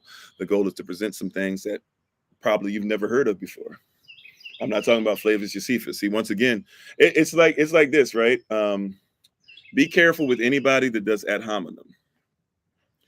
And I'm not talking about the people on here. I'm talking about the sources we get stuff from. Ad hominem is different than just straight slander or something like that, right? Be careful with anybody who's like trying to get us to you say shalom. Shalom. Be careful with anybody who's going ad hominem. Anybody who's like, before I tell you to read what they say, let me discredit that person. You know, and I'm not talking about anybody on here. I'm talking about our sources, right? If somebody won't tell you, let me tell you what it says first, then we have an issue. We have a problem, right? So, you know, but yeah, so but that's all I really have. If there's not any questions, comments, or concerns, I don't know if I can really answer anything else more than I have. But if there's nothing else for us, thank you guys for being on. We appreciate you. I know we still got some people on the list where we got to get you hotel information. We'll try to do that ASAP. Don't forget about October 14th to the 16th coming up pretty soon. Somebody was asking me earlier today. They were like, I was trying to do research on the convocation and why we do it and what it's a part of and this and that or whatever. So I told the person, if you want to look up some stuff, go look up Leviticus chapter 24, start at verse 33. Got to give you some stuff that you need. We're thankful and appreciative of you all, though. Thank you again for everybody who's been helping. Thank you for your gifts, your likes, your shares, all those great things. Thank you for those who even donate time, talent, effort, energy, gifts, um, prayers, talents, all those different things. We appreciate you. Even those who think enough of us to do donations, take the classes, and help us out in developing the land. And we got to get ownership of the land first. But some of you even let us come out and have been letting us look at your land. And we're looking at even developing before we even have stuff that we own and stuff like that. Like, you guys have been amazing. Thank you. Some of you even give donations and even give offerings, and some of you dare even give us tithes, and we appreciate it. And we appreciate you. We're honored by your trust in us, and we're honored by you just being part of the community. And even if you just show up every day and that's what you contribute, thank you for showing up. Because at the end of the day, ultimately, even if you're not going to work towards physical sovereignty, even physical sovereignty starts with spiritual sovereignty. So we appreciate you all. We thank you so much. We honor the King and Queen of each and every one of you. Even if you're not living inside that kingdom or queendom yet, we appreciate the potential King and Queen in each and every one of you. We give all honor once again to the Most High, Yahweh Elohim. And we ask that you study what you heard, but also you meditate on it and bring it unto him after you do so. Study for yourself so that you can bring it unto the Most High, that you can be workmen or even workwomen that need not be ashamed, rightly dividing the word of truth. So we're thankful and grateful once again for you all. Thank you so much. We appreciate you. I'm trying to get some stuff up, but I think my phone is overheating. So I'm gonna have to start doing this in shade again. Yeah, it's overheating real bad. Trying to give you guys a nice little thing as we get ready to close out. I don't even know if you guys can hear me at this point on YouTube, but or on TikTok rather. But thank you all. We appreciate you. I don't know if you can hear me, see me, etc. But thank you again for being on. I can't see anything on the screen. I don't know if it's frozen or what, but we thank you. We appreciate all of you. Thank you so much for being on, and we honor you all. As always, this has been Pastor Kofi, Pastor Servant of Christ, where we're always changing lives one mind at a time, but being a voice to the voiceless and speaking the unspoken. Please check out my wife, the Honorable Maya, on TikTok, YouTube, or website, and Pinterest at Bloom and Flourish, not A&D, the letter N, Bloom and Flourish. And she's a healer, herbalist, chemist, and biologist by degree. We thank you all so much. We'll be on tomorrow at 8 a.m. Eastern New York time. And those who are part of Early Riser Bible Study session, we invite you to that. Our very own Minister Anais will be giving the word for that, and she'll be giving the word for that the next 3 Early Riser Bible Study sessions. So we're thankful for her doing her thing as well. We appreciate you all. We look forward to talking to you soon. And to everybody who's on here across the board on all the platforms. Oh, by the way, if you're on YouTube, if you're joining us for the first time, you want to give us any kind of information to get back in contact with you or something, please just look in the links, the link in the description box. Or you can even, if you're interested in putting information there for the convocation, there's a link in the description box for that as well. If you're on TikTok, if you'd like to get more information about what we do or have questions or want to ask about different things or whatever, be a part of things, be a part of classes, etc. Many different things we do, Thursday Rising Prayer, see who you're close to in your area so that they might be able to check on you, etc. Feel free to do so. Just contact us. You can reach us at Or I'm sorry, you can go on TikTok, go where it says website on the main page, go on the TikTok page, go where it says website, click on that. And as soon as you click on that, it'll have that's our link tree. It'll have a bunch of links you can go to and be able to see what's going on and see if there's something you might like to attend, or even if you'd like to follow the formula and do your own thing. Hey, we're all about the kingdom, the diaspora, and all of us growing together. So we thank you again. We appreciate you. We honor you all. Thank you so much for being on. Even those who had much questions or doubted things or whatever, hey, you have every right to. Thanks for being on. We appreciate you. And we're thankful that, there's some kind of seed being deposited. Thank you all for being on again. And remember, as always, Justel, that you are loved, you're necessary, you're majestic, you're fearfully and wonderfully made, and you, which is all of us working together, will be the reason why people who are in the system no longer have to be of it. Rashan Shalom, everybody, and we shall talk to you later. Peace.